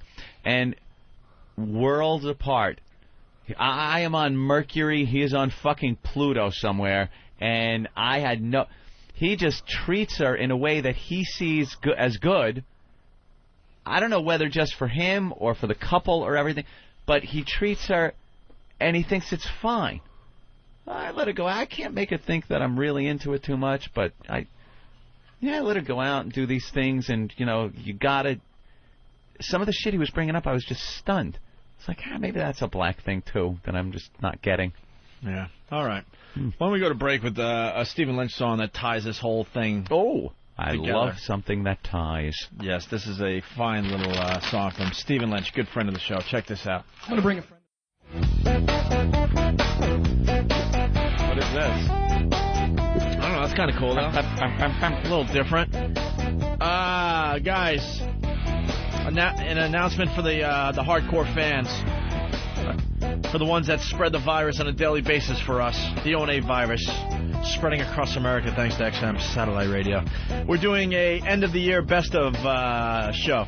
Mm-hmm. Actually, it's not really end of the year. It's like the best bits we've done since coming to Satellite Radio. Yes. And at the end of the year, for like 2 weekends in a row, we're just going to blast them all out, man. I mean, it's going to be like a 12, 16-hour show on both days. We're going to spend a lot of time on this.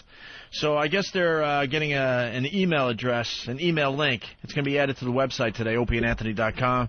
And then you, as the fine, faithful listener, the hardcore fans of this program, we need your help. You got to vote for your favorite O&A bits since we came to XM Satellite Radio, okay? Not for the year, for the entire time we've been on XM.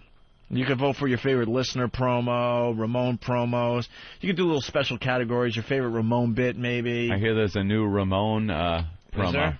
A Christmas one. A Christmas Ramon? Yeah. All right. Well, that email link will be up on opieandanthony.com later today. Make sure you vote in the next week or two, because we're going to throw the whole special together. It's going to be really good. If you don't vote, you have no right to complain about what you're hearing. Exactly. What is the best bit we've done since coming to XM Satellite Radio? The one where I was on the phone driving with Norton, and you were going. Oh, Pookie. You like that one with that's so funny. Pookie and It's so funny. Yeah, that was fun to do. That's probably I would rank that at number 29. Yeah, around the it's at like 20. It'll make the list, buddy. Coming in at number 29. All right, here's the latest Ramon. Rich Voss on the phone. Here's the latest Ramon bit from good old Steve. And now, another holiday reading from Charles Dickens' immortal classic, A Christmas Carol. When Scrooge awoke, it was so dark that looking out of bed he could see meddling carolers every bloody year.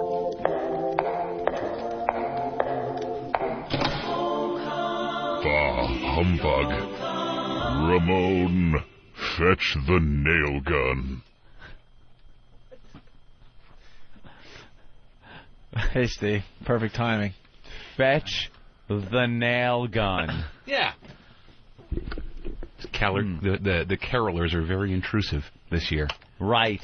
And the nail gun. I like it. Don't get me wrong. You don't have to like it. I mean, the setup was good. The production was great.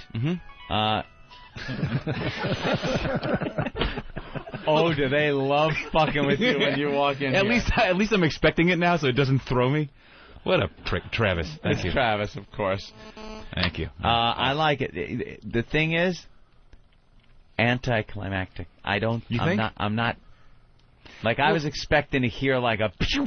Yeah, I was hoping to hear like a shot or two. Gunfire. But that blatantly goes against the rules. The rules of the last thing should be Ramon. I forgot that it has a whole structure. Yeah. To this, Jim and I in California had an in-depth discussion of how a Ramon promo is constructed, and the last thing you hear is Ramon task. Whatever. And Ramon is not referenced beforehand. Ramon is not alluded to beforehand. Yeah. Open the door, blam, blam, blam, blam. Ramon, go get the body bags. Or Ramon, go get the shop vac. Isn't that weird? We're actually telling him it should have been more violent. Ramon, get the ice scraper. Because I can violent these things up. I'm sure you can. Exactly. I can make these, I can have entrails dripping off the walls. But, I'm really trying to leave a little bit of mystery in there. A little bit. I like it. Yeah, I would love it. I mean, I could have done cauldrons of hot lead or wax. Mm-hmm. I was drifting that way, too. He's got a big castle. He does. Drop the hot cauldron. He does. I'm saving those. I'm saving those. The task just sounded a little bit lengthy, so I tried to keep it lean. Why is Voss leaving for a phone call? It's one of his best impressions. It's Jimmy Norton. He's doing, and it's uncanny, isn't it? I love how our comedian friends just show us what their priorities are all about. That's great. What's that? Who's calling you? I had to take a dump for 2 fucking hours. I sat here and sucked it up, literally. No, it said blocked ID. He had a football in his colon, and he still it hung said in blocked there. ID, so I thought last time I was on the show, someone called me with a threat. I thought it might be the same person calling me with a threat. Yeah. What? It was a threat that Was it like Judah? No, something to do with like if you say this or that, something of yours personal might show up on a message board or something. Like it's here's the call. Let's see if it's the like same it's person. something you. Like there's anything that anyone could print about Voss that he wouldn't just brag about. Right, of course. Michelle in Colorado. No. Yeah. Hi, Michelle. Hi. Are you mad at us? No, I ain't mad at y'all at all. All right, good. I actually think it's kind of funny. You're 5'11", 305 pounds? Yes. Colorado. Oh. And you want to say what today? Hashimoto. I honestly, I don't think that there's a problem as far as being big, being fat, whatever. If you ain't happy, everybody's going to see it regardless. So. Yeah, but deep down, fat people aren't happy. Huh? Deep down, fat people aren't happy. Actually, I'm pretty happy. Nah, you'd rather be thin, though. No. Yes. I don't want to be some skinny little toothpick that... I'm not talking skinny. Or something, You'd rather not be 305 pounds. Yeah, because even if you were like 250, you're still, a fat girl. I've actually always been big my entire life, ever since I was a tiny kid. How do you do out there in the wild world of sex? I'm not easy. You're not? hell no. Why? It's hard to find it? No, not by all means, no. I've got guys that call me all the time. I got guys chasing me all the time. They're chasing you and they can't catch you? They're chasing you and they can't... kind of guys on Little Rascals. I'll get you, girlie. Who's chasing you, Zoe, with her crutches? If these batteries were charged, you'd be mine. No, they're actually What's chasing you, a turtle? Yeah? Yeah, I mean, I'm not like chasing, but, you know, they'll call me up.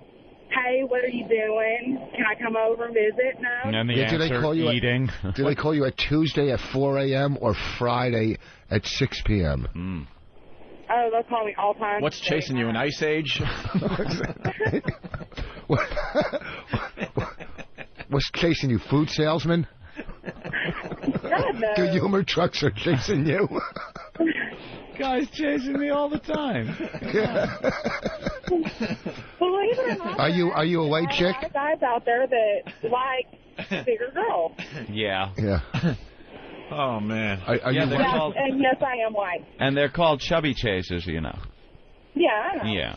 Are you white? Do you notice that more black men hit on you than white men? No, not really. Here's the important question. Do you have the big boobies? Yes, I do. 42D. D. You don't want to be a flatso. Yeah, 42D. 42, of course, is the back. Wow, that's a lot of back. And the D is the cup. Yep. So you got the big back working.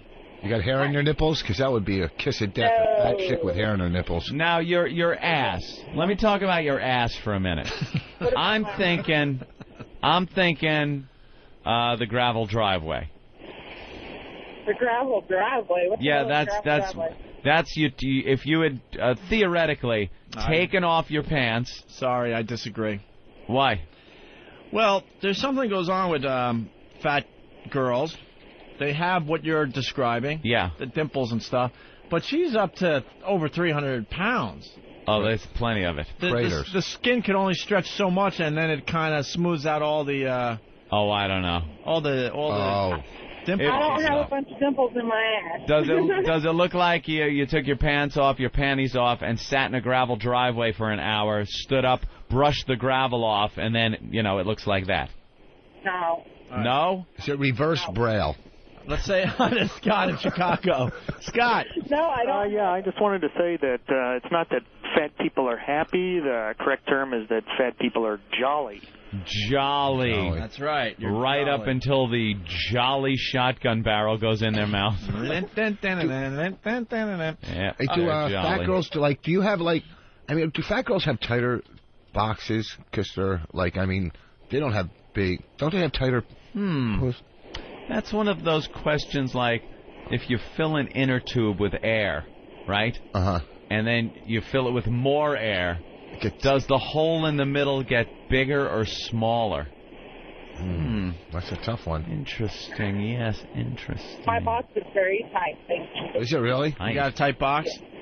Yeah. What do you have to do you got to wipe your ass with the couch? Are you that fat? Do you need a stick? I don't know. So I've heard people use a stick. They have those things. Those things that guys at the grocery store use to get the cans from the top shelf. Yeah. Fat people use that to wipe. They have it next to the toilet. No? Well, Chris has a question. Chris? Hey, guys, what's going on? How you doing, fat tits? What do you call her? Fat tits. I gotta know. She's talking about all these guys are calling her all the time.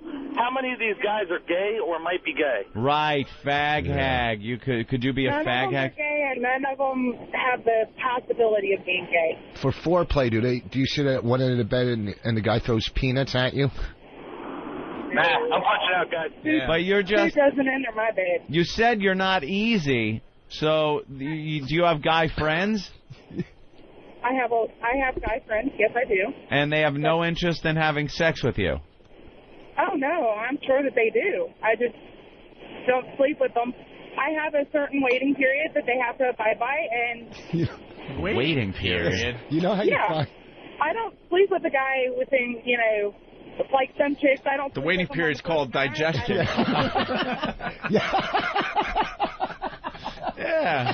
That's the line. You don't go into a pool until an hour after you eat. Funny, right, Rich? That's the line. Hey, you know how like normal people find crumbs in their bed? Do you find like whole cakes in your bed?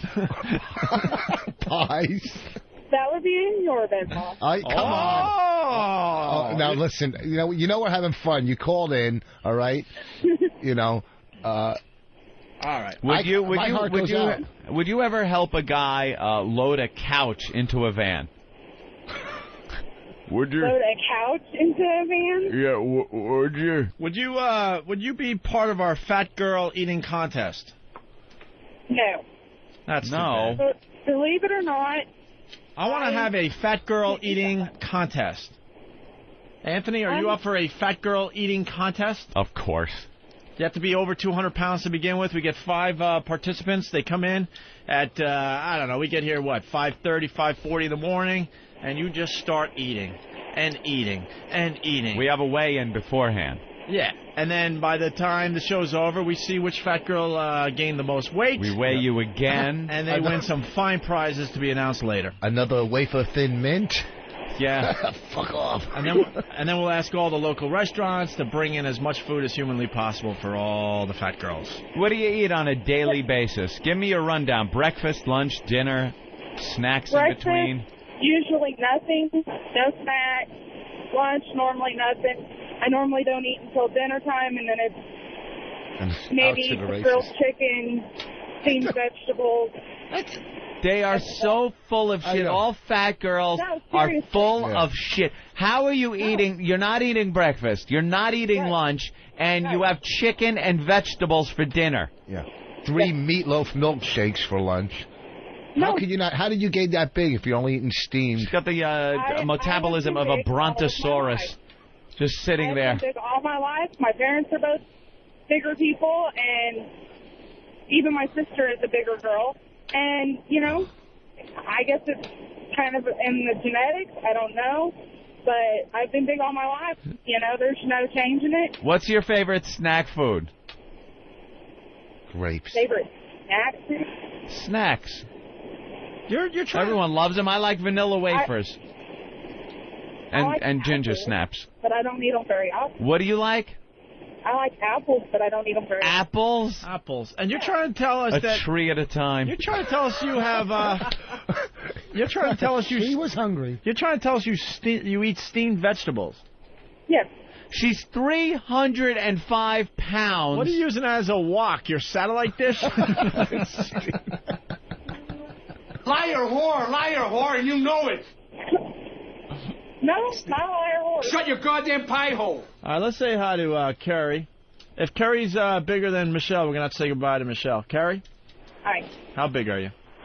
I'm a big girl. I have a hot husband. I'm not going to tell you how much I weigh. Oh, come on. Are you bigger? Chicken. How about we play this little game? Give us ballpark. Are you heavier than 305 pounds?